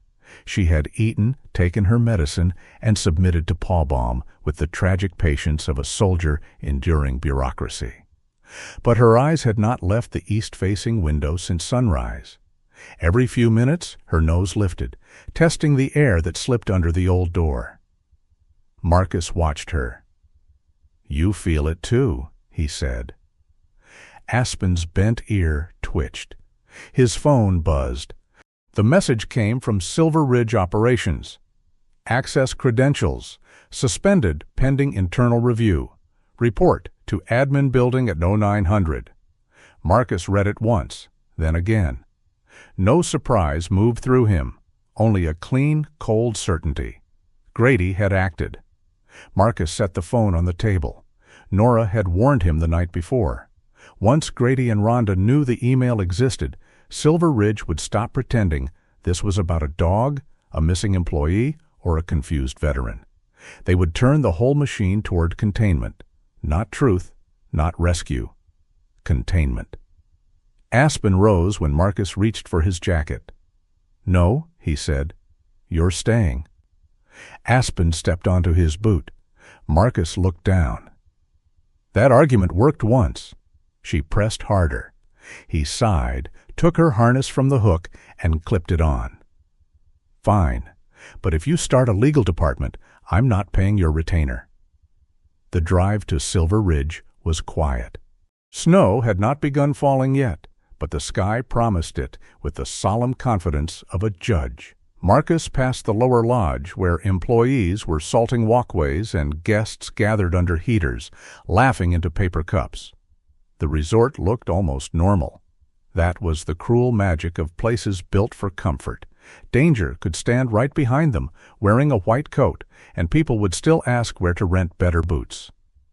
At the employee lot, Marcus lifted his badge to the gate sensor.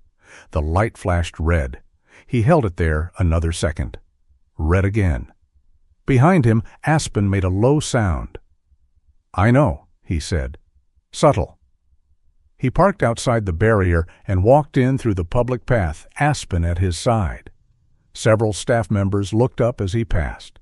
A lift mechanic gave him a quick nod, then looked away when he realized who was watching from the administration window. Marcus had spent much of his life learning what fear looked like before it spoke. Silver Ridge was full of it now, not fear of snow, fear of choosing a side. The meeting was held in a small conference room with too much glass and not enough air. Grady Voss sat at one end of the table, black jacket zipped halfway, silver pen placed neatly before him. Rhonda Keene stood near the window, arms folded, silver snowflake pin bright at her collar. Her face looked older than it had the day before, but her hair was still perfect. That, Marcus thought, must have taken effort. Or armor. Two supervisors sat along the wall. Lewis was there too, looking as if he would rather be tied to a moving chairlift than trapped in that room. Aspen lay beside Marcus's chair only after circling it once. She positioned herself between him and the door. Grady noticed. The dog should not be in here. Marcus sat. She's calmer than most of the room? No one laughed. Grady picked up a sheet of paper. He did not rush. Men like him knew that pace could masquerade as authority. "Marcus Whitlock," he began, "as of this morning, Your access to Silver Ridge internal systems, staff areas, and field operations has been suspended pending review of several procedural violations. Marcus looked at him without speaking. Grady continued. These include leaving your assigned position after a controlled release, entering an uncleared area without authorization, removing an unidentified animal from an active hazard field, disturbing an area involved in post-release assessment, and making unsupported claims regarding a seasonal employee who, according to current records, had already left shift. Aspen lifted her head at the word employee, though, of course, she did not know the word. Or perhaps she knew the shape of the lie inside it. Grady set the paper down. There is also concern, he added, voice smoothing over the blade, regarding your judgment under high-stress acoustic conditions. There it was again, not a direct accusation, not a word anyone could object to without looking defensive. High-stress acoustic conditions. Marcus almost admired the ugliness of it. Grady had taken the sound that tore open old rooms inside him and dressed it in technical clothing. Rhonda looked out the window. That angered Marcus more than if she had stared him down. "You mean the blast," Marcus said. Grady folded his hands. "I mean observable reactions relevant to field readiness." Lewis shifted in his chair. Marcus glanced at him, then back at Grady. "Say what you mean." "I am." "No, you're putting words next to each other and hoping other people build the insult for you." The room went very still. Grady's smile thinned. "This is not a debate." "No," Marcus said. "It's a file." Rhonda turned from the window then. "Marcus, this review is not personal." For the first time that morning, Marcus looked directly at her. "A man is missing under your mountain. You are making it about paperwork." Her face tightened. "We do not have confirmation Caleb Rourke is under the mountain." "You have his email? You have the cap? You have the vent? You have the dog who knew where to go?" "We have indications," Rhonda said, voice strained. "Not confirmation." Aspen stood, not aggressively, simply stood. Her gaze fixed on Rhonda, then shifted toward the east-facing window. The temporary housing could not be seen from there, blocked by the slope and service buildings, but the dog knew its direction as if a string ran from her chest through the snow. Grady tapped the paper. "Effective immediately, you are terminated from all Silver Ridge Patrol and avalanche support duties." The words landed without drama. No thunder, no music, no heroic gasp. Just a line cut through the life Marcus had built from discipline, cold mornings, and work that asked little of his heart. Grady pushed another page toward him. "You are required to sign acknowledgement." Marcus did not pick up the pen. "What else is suspended?" he asked. "Your office access." "I have personal gear in there." "It has been sealed pending review." "My field notebook?" "Sealed." "My radio?" "Sealed." "My rope locker?" "Sealed." Nora's words from the night before returned. He doesn't have to steal the whole truth. He just has to slow it down. Marcus stood. Aspen stood with him. "You can keep the office," he said. Grady's eyes narrowed. "This will be documented as refusal to cooperate." Marcus looked at the silver pen in Grady's hand. "You document everything except what matters." He turned and walked out. No one stopped him. In the hallway, Lewis caught up near the stairwell. He was breathing hard, as if it had taken courage simply to cross the distance. "Marcus." Marcus stopped. Lewis held something out. A folded copy of the employee roster from 2 days before, the corner creased, the ink slightly smudged. "I printed it before they locked everyone down," Lewis said quietly. "I don't know if it helps." Marcus looked at the paper. Lewis's eyes flicked toward the conference room. "I didn't see Caleb leave. I was on lower lift check, but I didn't see him leave." "Why didn't you say that in there?" The young man swallowed. "Because I need this job." It was an honest answer. Ugly, but honest. Marcus took the roster. "Thank you." Lewis nodded once and disappeared back down the hall, shoulders hunched as if guilt had weight. Outside, the first flakes began to fall. Marcus walked through them without hurry. He did not look back at Silver Ridge. Aspen stayed close enough that her shoulder brushed his leg. At the truck, he opened the passenger door. Aspen hopped in, then turned and looked toward the mountain. A faint whine escaped her. Marcus rested one hand on the doorframe. "I know," he said. "We're not done." But as he drove away, the old doors inside him began opening. Not all at once. That would have been kinder. They opened one by one, slow and deliberate. Daniel laughing over cold coffee, Daniel tightening a strap with numb fingers. Daniel saying, "If I ever get out, I'm moving somewhere with honest weather." Then another memory, not fully formed, not welcomed. A call swallowed by chaos. A promise shouted into a place that did not answer back. A hand reaching. A silence afterward that had followed Marcus across continents, across years, across every clean morning when the world dared to look beautiful. By the time he reached the cabin, the snow had thickened. Wind slammed the door behind him. The sound cracked through the room. Marcus froze. The cabin changed. Not really. The stove was there, the table, the maps, the chair, Aspen's bowl, the ridiculous squeaky moose near the rug. But for a few seconds, the light bent wrong. The stove flame leapt, and his mind tried to turn it into another flash from another life. His hand went to the wall, but he did not feel wood at first. He felt heat that was not there. Dust that was not there. His chest locked around air that refused to enter. Then something tugged at his sleeve. Marcus looked down. Aspen had grabbed his old patrol jacket from the chair.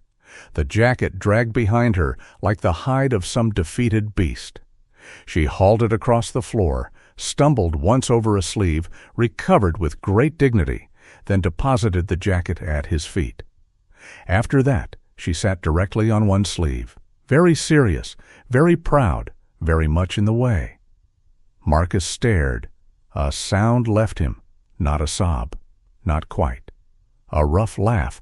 It surprised him so much that he laughed again, one hand still braced against the wall. Aspen looked offended, as if she had performed a sacred ceremony and he had failed to appreciate its ancient meaning.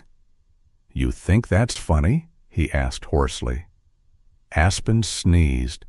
The room came back. Wood, smoke, cold coffee, wet dog. Snow ticking against the window. Present? Present? Present? Marcus slid down the wall and sat on the floor beside her. Aspen immediately shifted closer, pressing her warm body against his thigh. Her paw remained on the jacket sleeve, guarding it from escape.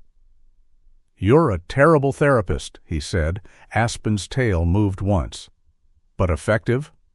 For a while, he sat there without moving.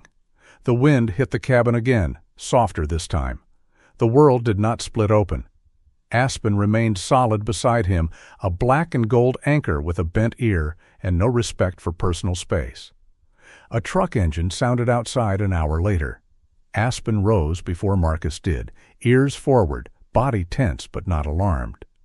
Through the frosted window, Marcus saw Nora's teal jacket as she climbed from her vehicle, a backpack slung over one shoulder and a laptop case under her arm. He opened the door before she knocked. Nora took in his face, then the patrol jacket on the floor, then Aspen standing over it like a dragon over treasure. "I assume Silver Ridge made its move," she said. "Fired me." "Locked you out?" "Office, system, gear." "Of course they did." Nora stepped inside, brushing snow from her sleeves. "Grady is not imaginative, but he is efficient." Marcus closed the door. "Tell me you have something they didn't lock." Nora set her backpack on the table and began unloading like a field surgeon preparing for a difficult operation. External drive, printed email copies, weather logs, independent sensor data, old utility diagram, satellite images, a small recorder, 2 orange notebooks. "I have enough to make them nervous," she said. "Not enough yet to force immediate action." Marcus looked at the stack. "Why not?" "Because raw data has to be tied cleanly to the incident. We need to show 3 things. The risk summaries were altered, the altered summaries affected the employee housing safety decision, and Caleb Rourke may plausibly still be in that subgrade bay." "He is?" Nora looked at him. Marcus did not blink. "Aspen knows." "I believe Aspen knows something," Nora said carefully. "But a state board needs more than faith in a dog, even a very competent one." Aspen seemed to consider this insult beneath response. Nora opened her laptop. "I sent a packet to Harlan Pike. He called back while I was driving. He's requesting logs from Silver Ridge formally. But he still won't send a team into that slope without stronger grounds or a confirmed distress signal." Marcus took out Lewis's printed roster and placed it on the table. Nora read it. Her brows drew together. "This helps." "He didn't see Caleb leave." "Did he write that?" "No." "Then it helps morally. Legally, less so." She held up a hand before he could respond. "I'm not dismissing it. I'm telling you the wall we're up against." Marcus walked to the window. Snow moved past the glass in thickening waves. The east was no longer visible. Silver Ridge might as well have been another country, except Aspen was staring toward it, as if she could see through trees, weather, and every door Grady had locked. Nora's phone rang. She answered on speaker. "Harlan," she said. Deputy Pike's voice came through, rough with static and road noise. "I spoke with Silver Ridge Legal. They're claiming Rourke was off shift and that Whitlock is no longer authorized personnel. They'll cooperate with a records request during business hours." Marcus turned from the window. "Business hours?" "I know," Harlan said. Nora leaned over the table. "Deputy, the storm load is increasing. If that bay still has an air pocket, additional snow could compromise it. I can't put rescuers under a secondary slide path without formal risk clearance." "You can request mutual aid," Nora said. "I can request it. I may not get it tonight without confirmation." Marcus stepped closer. "What would count?" A pause. "Sound, visual, thermal, direct contact, anything that proves a living person is there." Marcus looked at Aspen. Aspen looked back. Harlan's voice softened. "Marcus, I'm not your enemy."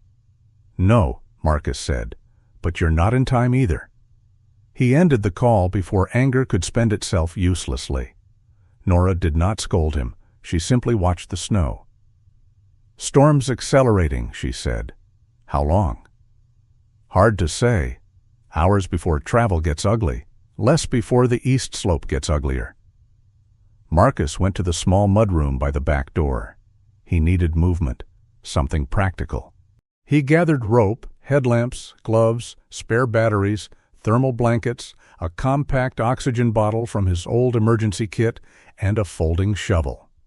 Each item on the floor became a word in a sentence he already knew he was going to say. Aspen followed him. When Marcus pulled his patrol jacket from the floor, something dropped from the inner pocket. A small object struck the wood with a soft metallic sound. Marcus crouched. It was a key ring, not his. He picked it up and found a small metal tag scratched with 2 letters. CR beside it, caught in the lining of the jacket, was the torn blue fabric he had recovered with Aspen. He had placed it there after the clinic and forgotten it in the chaos. The letters ASP were stiff with old frost, but on the underside, nearly hidden by a fold, was a stitched number and a faint patch of darker thread where more letters had once been. Aspen moved in. She sniffed the key ring. Her entire body changed. Not excitement, not fear, recognition. She pressed her nose to the little tag, then lifted her head toward the east window and gave one sound so low it seemed to come from the floorboards themselves. Marcus held the keyring in his palm. CR Caleb Rourke had not vanished into some vague seasonal story. His keys had been with the dog. Aspen had carried the last physical proof of him out of the snow like a messenger from a buried kingdom. Nora came to the mudroom doorway. Marcus held it up. Her expression shifted. Where was that? In the pocket with the fabric. Must have fallen from whatever she was tangled in. Nora took the key ring carefully, turning it under the light. Service key, maybe? Utility bay? Or maintenance locker? Aspen was his. Nora did not argue this time. The wind rose. Snow struck the cabin windows harder, no longer feathers, but thrown salt. Marcus looked at the gear on the floor. The decision had been forming all day, but now it stood before him fully grown. "I'm going back," he said. Nora's face hardened. "Not alone?" "I wasn't asking." "Good, because the answer would have included several insulting observations about your judgment." Marcus almost smiled. "You have a plan." "I have a route that avoids the main access road and stays above the worst loading until the service ridge. After that, the mountain decides how route it wants to be." Nora zipped her bag. "We do not enter the slide path unless we have a stable approach. We do not dig blind. We use Aspen only to narrow the area, not to override terrain. If it looks wrong, we back out." Marcus checked the oxygen bottle. "And if it looks wrong, but we hear him?" Nora held his gaze. For once she did not answer with science. Aspen stepped between them, the keyring now lying on the floor at her paws. She placed one paw over it. The old gods of the mountain, Marcus thought, had strange priests. Some carried maps, some carried guilt, some had wet noses and no patience for human delay. Marcus picked up Daniel's compass from the table and slipped it into his pocket. Then he pulled on the olive combat shirt beneath his snow jacket, tightened the harness across his chest, and coiled the blue rope at his hip. He was no longer Silver Ridge Patrol, no badge, no system access, no office, no permission. Only a man with a promise older than the storm, a woman who could read snow like scripture, and a German shepherd who knew love better than any report knew truth. At the door, Marcus looked once around the cabin. The stove glowed. The old letter to Daniel's family remained in the footlocker, still unopened by anyone but him. The room smelled of pine smoke, coffee, leather, and dog. For a moment he understood what he was risking. Then Aspen touched her nose to his hand. Marcus opened the door. Winter came in like a white animal. Nora pulled up her hood. Aspen stepped into the storm first. Marcus followed. Not as an employee returning to a closed resort. Not as a man trying to prove Grady Voss wrong. He went because somewhere under the eastern slope, Caleb Rourke might still be breathing in the dark. And Marcus Whitlock had spent too many years hearing the echo of one man he could not bring home. Tonight, if the mountain allowed it, he would answer the next one. Winter did not fall on Silver Ridge that night. It charged. Snow came sideways through the trees, driven by a wind that seemed to have borrowed its voice from every old story ever told about mountains that did not forgive carelessness. The pines bent and struck one another in the darkness, their branches clashing like spears in the hands of an ancient army marching without drums. Above them, the eastern shoulder of Teton vanished behind a wall of white. Marcus Whitlock moved through the storm with his headlamp angled low, one gloved hand on the blue rope at his hip. Nora Bellamy walked ahead and to his left, checking the slope meter, then the wind, then the line of trees, then the snow under her boots. She did not waste breath on fear. Fear with Nora was just another measurement. She acknowledged it, named it, and kept working. Aspen led them by 20 feet, attached to a long line but not pulled by it. Her black and gold body was little more than a moving shadow in the white blur, her pale forehead streak flashing whenever Marcus's light caught her. Snow clung to her whiskers and the thick fur around her neck. Every few minutes she stopped, lifted her muzzle, searched the moving air, and sneezed when the storm shoved ice into her nose. She was not magic. Marcus reminded himself of that because he needed it to be true. Magic was easy to dismiss. A dog working a thin scent through wind and cold was not magic. It was discipline, memory, devotion, and the stubborn architecture of love. Aspen was not leading them like a prophet through a holy vision. She was building a path from scraps, a breath of Caleb caught in a vent, a trace of metal from his keys, the ghost of a wool cap, the direction of wind curling around buried walls. Nora raised one fist. Marcus stopped at once. Aspen paused too, looking back. Nora crouched near a shallow break in the snow surface and swept her glove across it. Wind slab forming. We stay inside the trees for another 100 yards. No open traverse. Marcus nodded. After that, Nora added, we cut north, not straight down. The service bay is south of that. On the new map, Nora said. The old one says the bay sits farther north. The new map was drawn by people trying to make a gondola look convenient. Marcus looked into the storm. Somewhere below them, under the temporary housing, Caleb Rourke might still be breathing stale air through a half-buried vent. Somewhere behind them, Silver Ridge was probably lit and locked, its offices warm, its paperwork clean, its people telling themselves that no one could be expected to act in weather like this. Aspen pulled lightly toward the east. Marcus gave her line slack.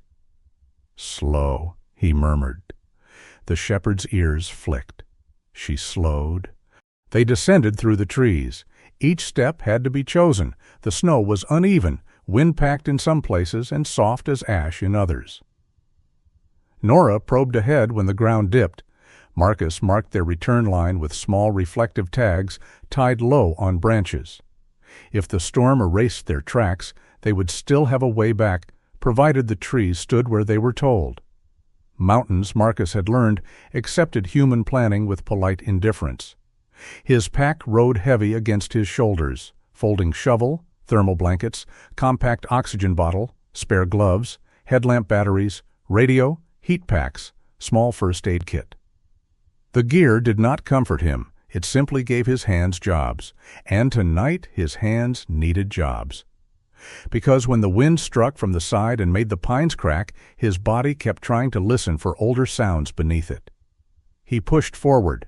Wyoming, Teton, snow, Nora, Aspen, Caleb. The words stayed ready in his mouth like beads on a string. Aspen suddenly stopped. Her head lifted. Her body went very still. Nora moved beside Marcus. What? Marcus watched the dog. She lost it. Aspen turned in a tight circle, nose low, then lifted her head again. Snow dusted her eyes. She shook it away, sneezed twice, and took 3 steps west, then stopped, as if offended by the wind's poor manners. Nora glanced at the trees. Gusts are curling down through the saddle, scents breaking apart. So we wait? We wait 30 seconds. Let the wind show its hand. Marcus almost smiled. Nora spoke of wind like a gambler she had known too long. Aspen stood with her paws braced, eyes narrowed against the storm. Then, as if some invisible thread tightened, she turned sharply northeast and moved again. Nora checked her compass. That matches the old vent line. Marcus gave Aspen more slack. Good girl. Aspen did not look back for praise. She had work. They reached a low ridge above the employee housing cluster. The modular buildings were barely visible below, hunched under snow, their edges softened into ghost shapes. Red boundary flags snapped in the wind, some nearly buried, some tilted at wrong angles. Beyond them, the open slope rose pale and dangerous into the dark, holding more weight than it wanted. Nora dropped to one knee and studied the terrain through blowing snow. No direct approach, she said. We angle through those firs, cross below the small rock outcrop, then stay tight to the north wall. If anything shifts, we move to the trees. Not downhill, trees. Marcus repeated it. Trees, not downhill. Aspen whined once, low and urgent. "I know," Nora said, as if the dog had argued. "You want the shortest way. The mountain wants to kill shortcuts." They moved again. Halfway down, a crack sounded above them. It was not loud enough to be a full release. It was loud enough to become something else inside Marcus. His body stopped before thought arrived. The storm folded. For a few seconds, the white of Wyoming became another kind of white, overbright and broken. Wind became shouting. The crack in the snow became a sound from years ago, a sound that had opened the world and taken Daniel Rourke out of it. Marcus's knees hit the snow. He did not remember choosing to kneel. His hand clawed for the compass in his pocket. It was there, but his fingers were too stiff to feel it right. "Marcus!" Nora's voice came from far away. Another crack whispered across the slope. His chest locked. Then Nora spoke again, sharper but not loud. "Marcus, look at Aspen." A warm nose pressed into his glove. Aspen had come back to him. She stood in front of his knees, snow gathering on her back, amber eyes fixed on his face. She did not bark. She did not pull. She placed her muzzle into his palm and breathed there, hot and alive.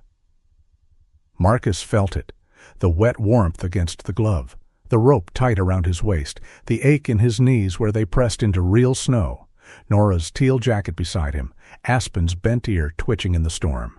He swallowed. "Wyoming," he whispered. Aspen held still. Teton, Nora, Aspen, Caleb. The old world loosened its grip, one finger at a time. Marcus drew air into his lungs. It hurt. Then it helped. Nora waited until his eyes cleared. She did not ask if he was all right. The question would have been too large and too useless. Instead, she said, "Can you move?" Marcus nodded once. "Then move with me." He rose. Aspen turned back toward the buried housing, but before she stepped forward, she brushed her shoulder against his leg. Not comfort exactly. Confirmation. He was still part of the line. They reached the north wall of the first buried unit. The place looked abandoned by the living and claimed by winter. Snow had piled high against one side, sealing windows and swallowing the lower vents. A service walkway disappeared under a drift. One corner of the structure sagged slightly, not collapsed, but pressed down by weight. Aspen went straight to a low mound near the wall. She began to dig. Her movements were tight and fierce. Snow flew behind her in small bursts.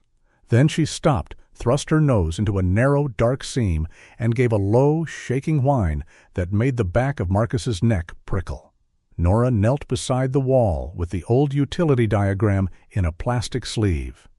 "This is the vent cluster, but it's not aligned with the updated plan." "How far off?" Nora moved her finger across the page, then looked at the building. "The bay is likely north by at least 8 feet, maybe more." The new drawing shifted the footprint to match the proposed gondola corridor. Marcus stared at the buried wall. They moved a room on paper. "The room stayed put," Nora said. "People lied around it." The wind slammed into the building. Aspen barked once into the seam. Marcus crouched and pressed his ear against the snow beside the vent. At first there was nothing, only wind, only his own breath inside the hood, only the mountain muttering overhead. Then he heard it. 3 sounds, faint, separate, deliberate, tap, tap, tap. Marcus lifted his head slowly. Nora saw his face. "You heard something?" He pressed his ear down again. A long pause. Then, weaker. Tap, tap, tap. Not memory, not imagination. Not the echo of a man he had lost. A living person beneath snow was answering the world with whatever strength he had left. Marcus closed his eyes once. When he opened them, he was no longer shaking. "He's there," he said. Nora's face changed, not with triumph, but with the terrible focus of a person whose theory had become a breathing consequence. She checked the slope above, then the snow, then the diagram. We dig here, not at the vent. Vent could collapse inward. We open from the side, narrow trench, brace as we go. Marcus was already pulling out the folding shovel. Tell me where. Nora pointed. There, slow. If the snow settles, stop. If I say stop, you stop. Marcus nodded. Aspen lay near the vent, nose pressed close, trembling but quiet. They began. No music would have fit the work. No grand hero shot. Only breath, shovel, wind, and the scrape of metal against snow. Marcus cut the first narrow channel. Nora cleared loose snow away and checked for movement. He used short strokes, never chopping hard, keeping the pressure controlled. When the snow crust changed texture, Nora made him shift angle. When the building groaned softly, both of them froze until the sound passed. Aspen whined twice. Marcus paused. What? Nora listened.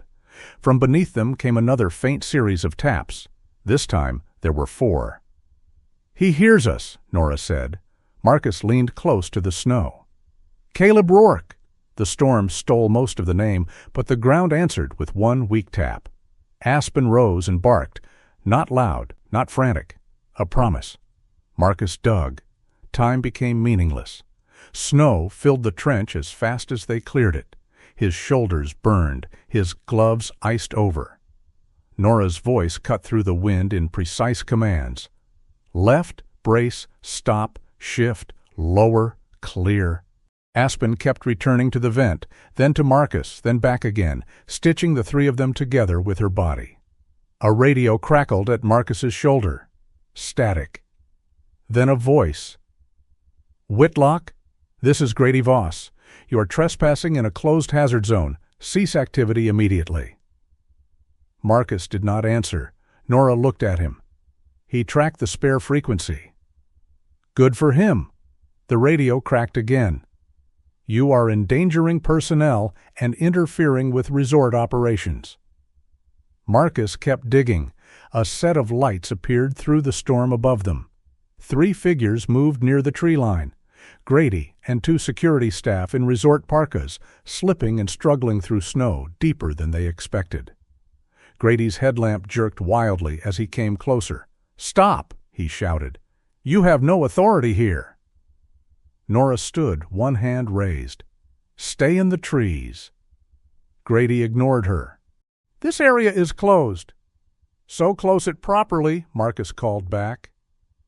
One of the security men hesitated at Nora's warning, but Grady pushed forward another few steps.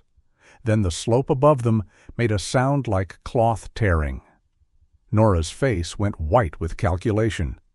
Trees! She shouted. Marcus heard the change in the snow before he saw it. A small slab shifted high on the loaded shoulder, not the whole mountain, but enough. Enough to sweep a careless man, enough to bury the trench, enough to make every wrong step permanent. Against the firs! Marcus roared. His voice cut through the storm with a force that made everyone move.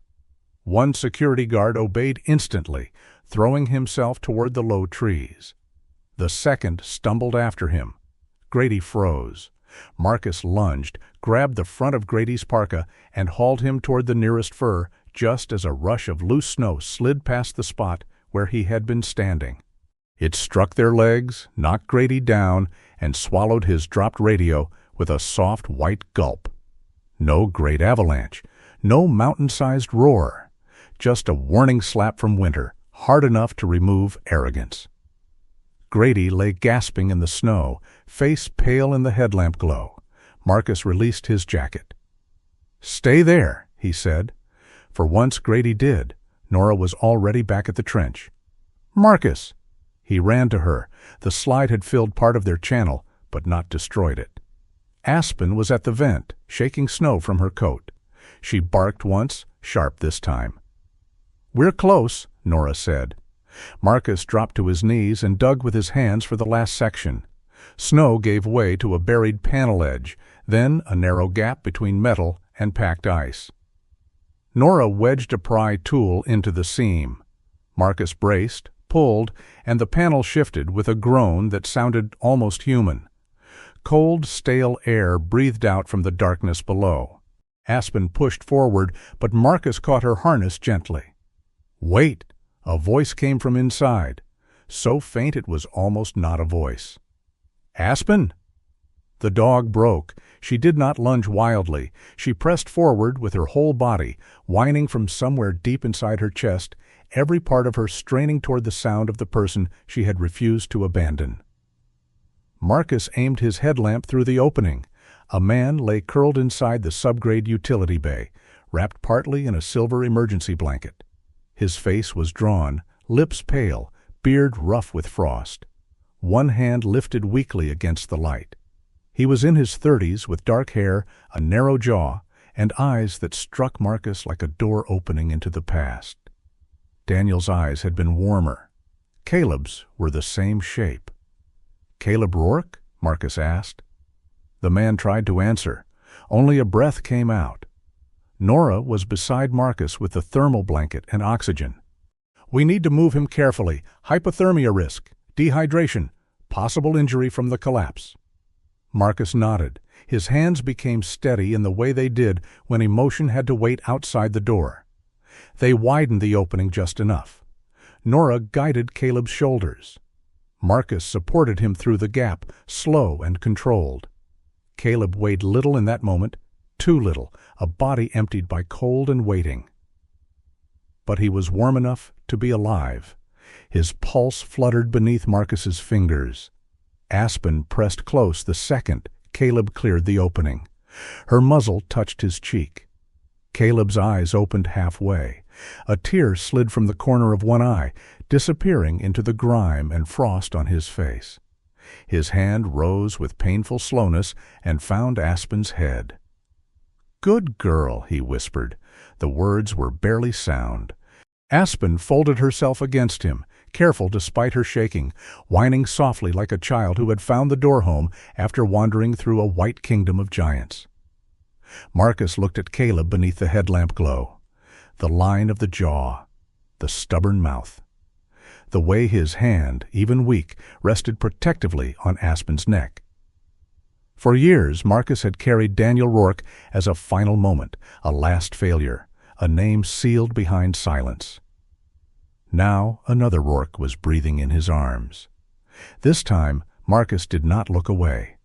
Behind them, Nora spoke into her radio, giving location, condition, and route for emergency response.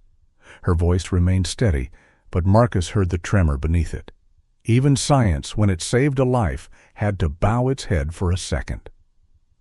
Grady stood near the trees, silent now, snow clinging to his black jacket. The two security men stared at the open bay, at Caleb, at Aspen, at Marcus. Whatever report Grady had planned to write, the mountain had just edited it. Nora looked up sharply. "Move," she said. Marcus did not ask why. He gathered Caleb against him with Nora's help, secured the thermal wrap, and pulled him toward the tree line. Aspen stayed so close, her shoulder touched Caleb's blanket. The security men, shaken into usefulness, helped clear the path. Even Grady staggered backward without argument. They reached the firs just as the slope above the employee housing shifted again. This time the sound was deeper. The remaining snow along the damaged wall dropped with a heavy final rush, swallowing the vent, the trench, and the opening they had made only minutes before. The modular structure groaned and settled under the white weight. Snow rolled across the service path and came to rest against the trees, like a door slammed shut by a giant hand. No one spoke. The storm filled the silence. Marcus stood with Caleb supported against him, Aspen pressed to Caleb's side, Nora breathing hard beside them. If they had waited for morning, for permission, for business hours, for another meeting, for one more softened phrase on one more clean sheet of paper, Caleb Rourke would have become a name under snow. Instead, he coughed weakly against Marcus's shoulder. Alive. Aspen lifted her head and looked at Marcus. Snow covered her face, clung to her lashes, frosted the bent tip of her ear. She looked exhausted, stubborn, magnificent, and deeply annoyed that humans had taken this long to understand what she had been saying from the beginning. Marcus put one hand on her head. "Good girl," he whispered. This time his voice did not break. Above them, the Teton storm roared on, but it sounded different now, not kinder. Mountains were not kind. But perhaps for one night the old white gods had opened one fist, and from that fist, trembling, freezing, wrapped in silver, and guarded by a German shepherd, the truth had been pulled back into the world. Morning came to Jackson with the stunned quiet that follows a storm too large for language. The sky over the Teton Range had cleared, but not kindly. It shone with a hard winter blue, bright enough to make every rooftop, every parked truck, every pine branch glitter as if the world had been rebuilt overnight from broken glass and prayer. Silver Ridge sat under that light like a place caught in the act of pretending nothing had happened. But something had happened. Caleb Rourke was alive. That fact changed the shape of everything. At St. Agnes Medical Center in Jackson, Marcus Whitlock stood in the hallway outside Caleb's room with a paper cup of coffee cooling in his hand. He had not slept. Snowmelt had dried in pale lines on his boots. His shoulders ached from digging, hauling, bracing, and carrying a man out of winter's mouth. His hands were scraped and swollen beneath the bandages a nurse had insisted on wrapping while giving him the kind of look that could discipline a grizzly. Aspen lay beside the wall, her head on her paws, refusing to enter deep sleep. Every time someone walked too close to Caleb's door, her amber eyes opened.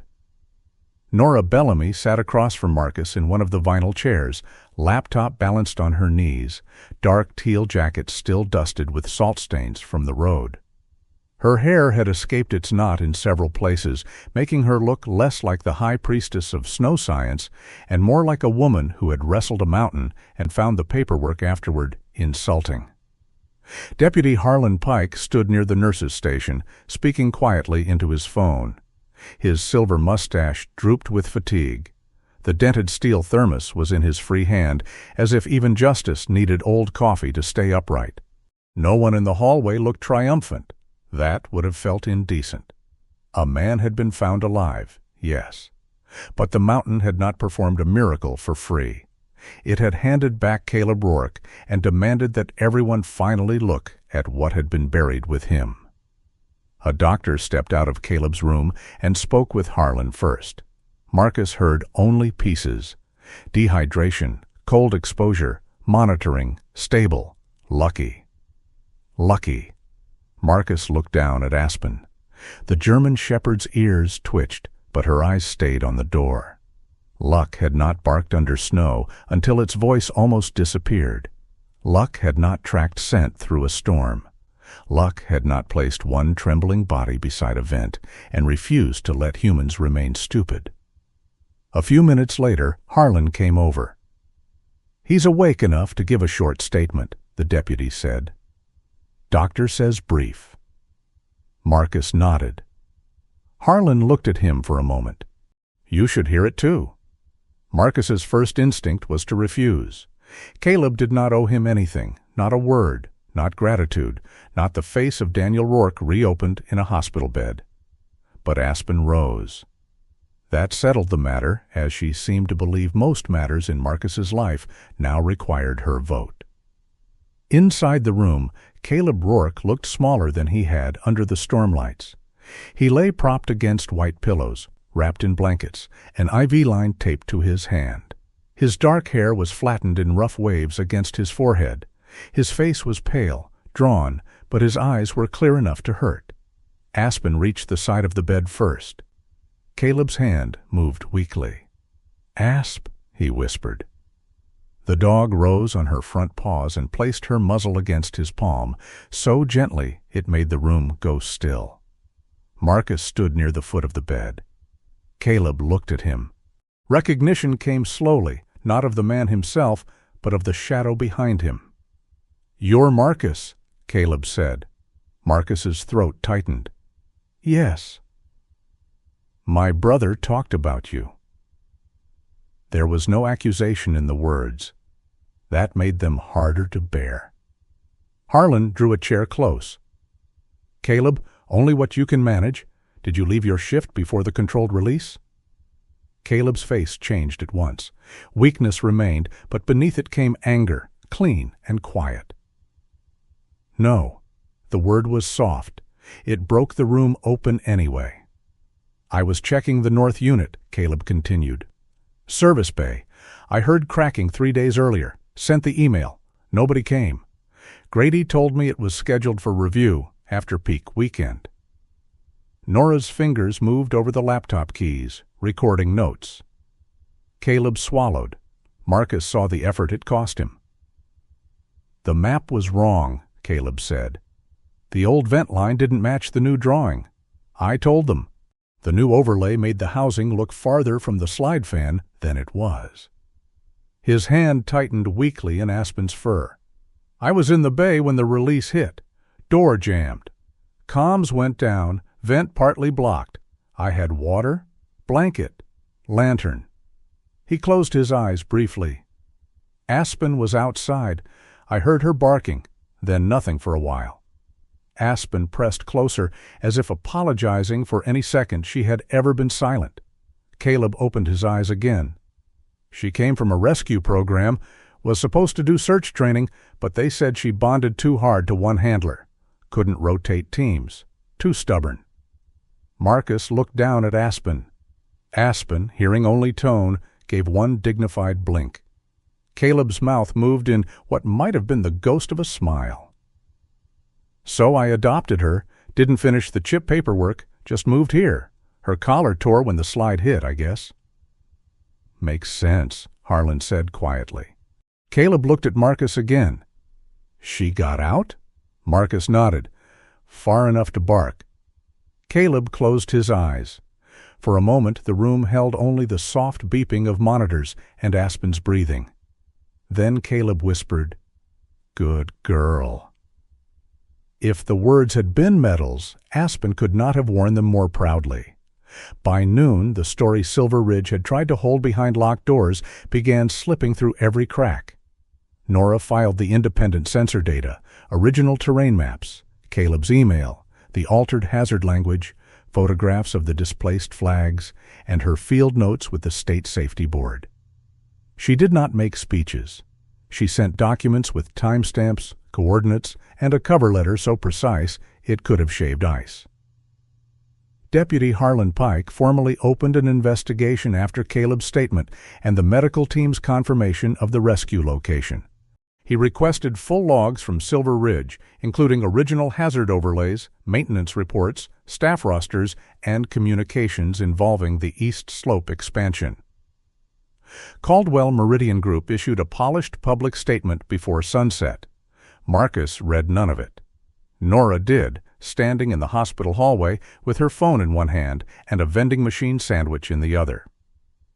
"They say they are deeply concerned and fully committed to safety," she said. Marcus sat on a bench with Aspen's head on his knee. "Does the statement also express confidence in the review process?" Nora looked up. "Almost word for word." "Corporate hymnal?" Aspen sneezed. Nora nodded toward her. "She has a better legal analysis." The gondola project was suspended pending emergency review. Grady Voss was placed on administrative leave and became the subject of an inquiry into falsified field confirmations. Rhonda Keene was summoned to testify before the State Safety Board about why repeated warnings had been softened, delayed, or held until after peak season. None of it felt like victory. Victory belonged to stories with clean endings and villains who removed masks. This was messier. Caldwell Meridian still had attorneys. Rhonda still had supporters in town who said she had done what she could to keep Silver Ridge alive. Grady, according to Harlan, had already begun claiming he acted under pressure from above. Some employees muttered that Marcus had saved Caleb, yes, but had also put jobs at risk. Others said nothing at all, which was sometimes worse and sometimes kinder. Marcus did not need everyone to understand. For the first time in years, that realization did not feel like surrender. 2 days later, when the weather softened and the roads cleared, Marcus returned briefly to Silver Ridge to collect his personal gear under Harlan's supervision. He expected cold stares. He got some. He expected silence. He got plenty of that, too. But near the employee lot, 3 workers approached him. Lewis was among them, red-cheeked and nervous. Beside him stood the broad maintenance man who had recognized Caleb's cap, and a lift operator with gray hair tucked under a knit beanie. Lewis took off his gloves, then seemed unsure what to do with his hands. "I should have said more," he said. Marcus looked at him. Lewis swallowed.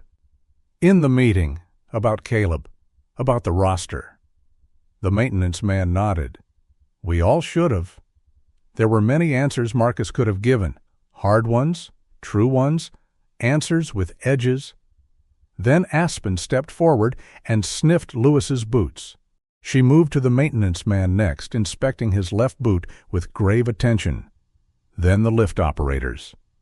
Her nose worked solemnly, her bent ear twitching, her expression that of a small mountain judge reviewing evidence no human court could admit. The lift operator gave a nervous laugh. Aspen sneezed on his boot. Marcus felt something inside him loosen. Not forgiveness, not yet. But room. "She's thorough," Marcus said. Lewis laughed then, just once, but honestly. The sound rose into the cold morning like a match struck in a cave. "I'm sorry," Lewis said. Marcus nodded. "Do better next time." Lewis looked at him, then nodded back. It was not soft, it was not sweet.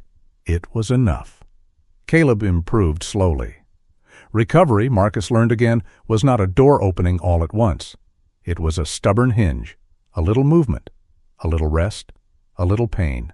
Another try. A week after the rescue, Caleb was strong enough to sit in a chair near the hospital window. Aspen rested with her head across his knees, though Marcus noticed she kept one eye on him too, as if managing 2 fragile humans had become a full-time occupation. Caleb had more color in his face now. His voice still tired easily, but his mind was clear. Up close he resembled Daniel and did not resemble him at all. The jaw, yes. The eyes, yes. But Caleb held silence differently. Daniel had filled quiet with jokes. Caleb let quiet sit beside him until it behaved. "He said you always went back," Caleb said. Marcus looked away from the window. Outside, sunlight flashed on parked cars and snowbanks. "Who?" Caleb gave him a look. Marcus's mouth tightened. "Daniel." "He told us once," Caleb said, "before his last deployment.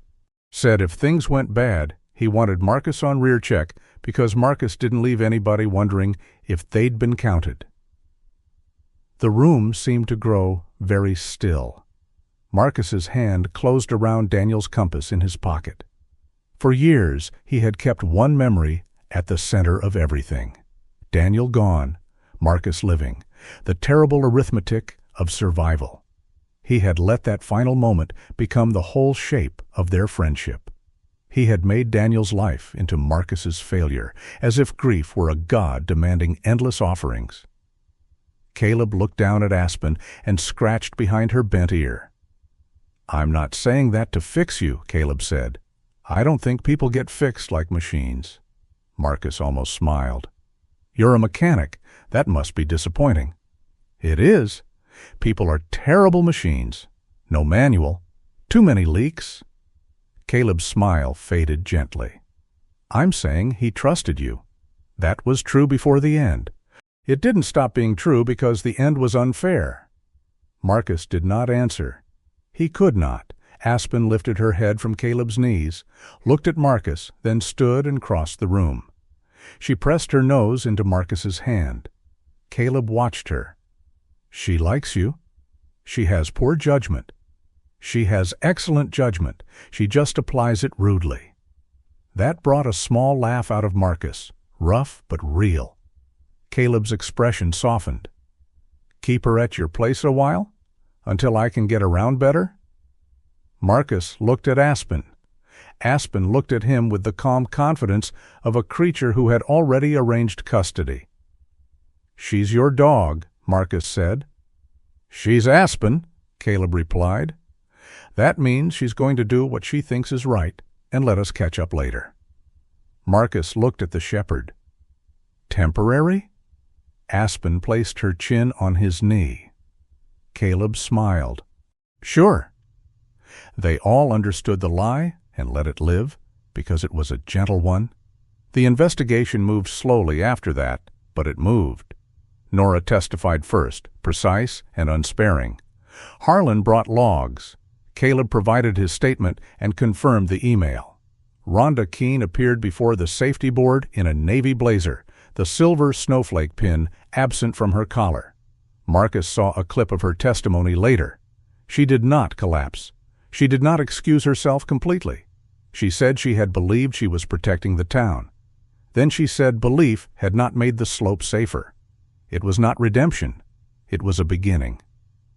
Grady Voss did not apologize. Marcus had not expected him to. The east slope remained closed. The gondola project stayed suspended. Silver Ridge hired outside auditors and state-approved avalanche specialists. Some people in town were angry. Some were relieved. Most were both, because human beings were rarely simple enough to satisfy a clean moral ending. One late afternoon, when the light over the Tetons turned the snowfields gold, Marcus sat on the small porch of his cabin with his phone in his hand. Aspen lay beside him, heavier now, warmer, healthier. The torn blue fabric with ASP had been stitched onto her new collar beside a small metal tag with her full name. Marcus had objected to the decorative stitching. Eliza Ward had done it anyway and told him not to be emotionally constipated around craft supplies. On the porch rail, Daniel's compass rested open. Marcus had already typed the number. The Rourke family? He had kept it for years. Hidden in an old phone, then copied into a new one, then never called. It had traveled with him like a locked room. He had imagined this call too many times, and in every version he had asked for forgiveness he did not know how to receive. But that was not why he was calling now. He was not calling to place his grief in their hands. He was not calling to ask them to absolve him. He was not calling to make Daniel's family carry what Marcus had carried. He was calling because Caleb was alive. He was calling because a German shepherd named Aspen had been buried in the snow and had barked until one stubborn, half-lost man heard her. He was calling because Daniel Rourke had once spoken of aspens in Wyoming, and years later, under those same bright winter mountains, his brother had been brought back from the white silence. Marcus pressed call. The ring sounded once, twice. Aspen lifted her head and rested her chin on his boot. On the third ring, someone answered. Marcus closed his eyes briefly.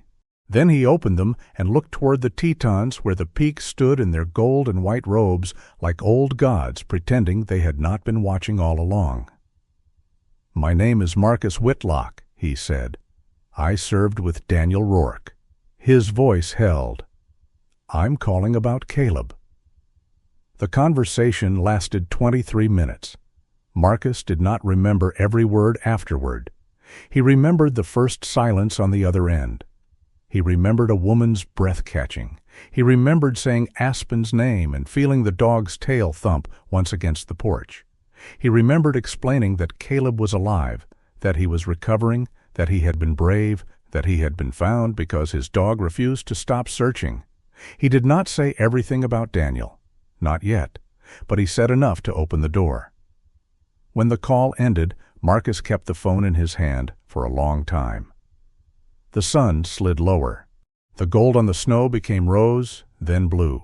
The cabin behind him smelled of pine smoke and coffee.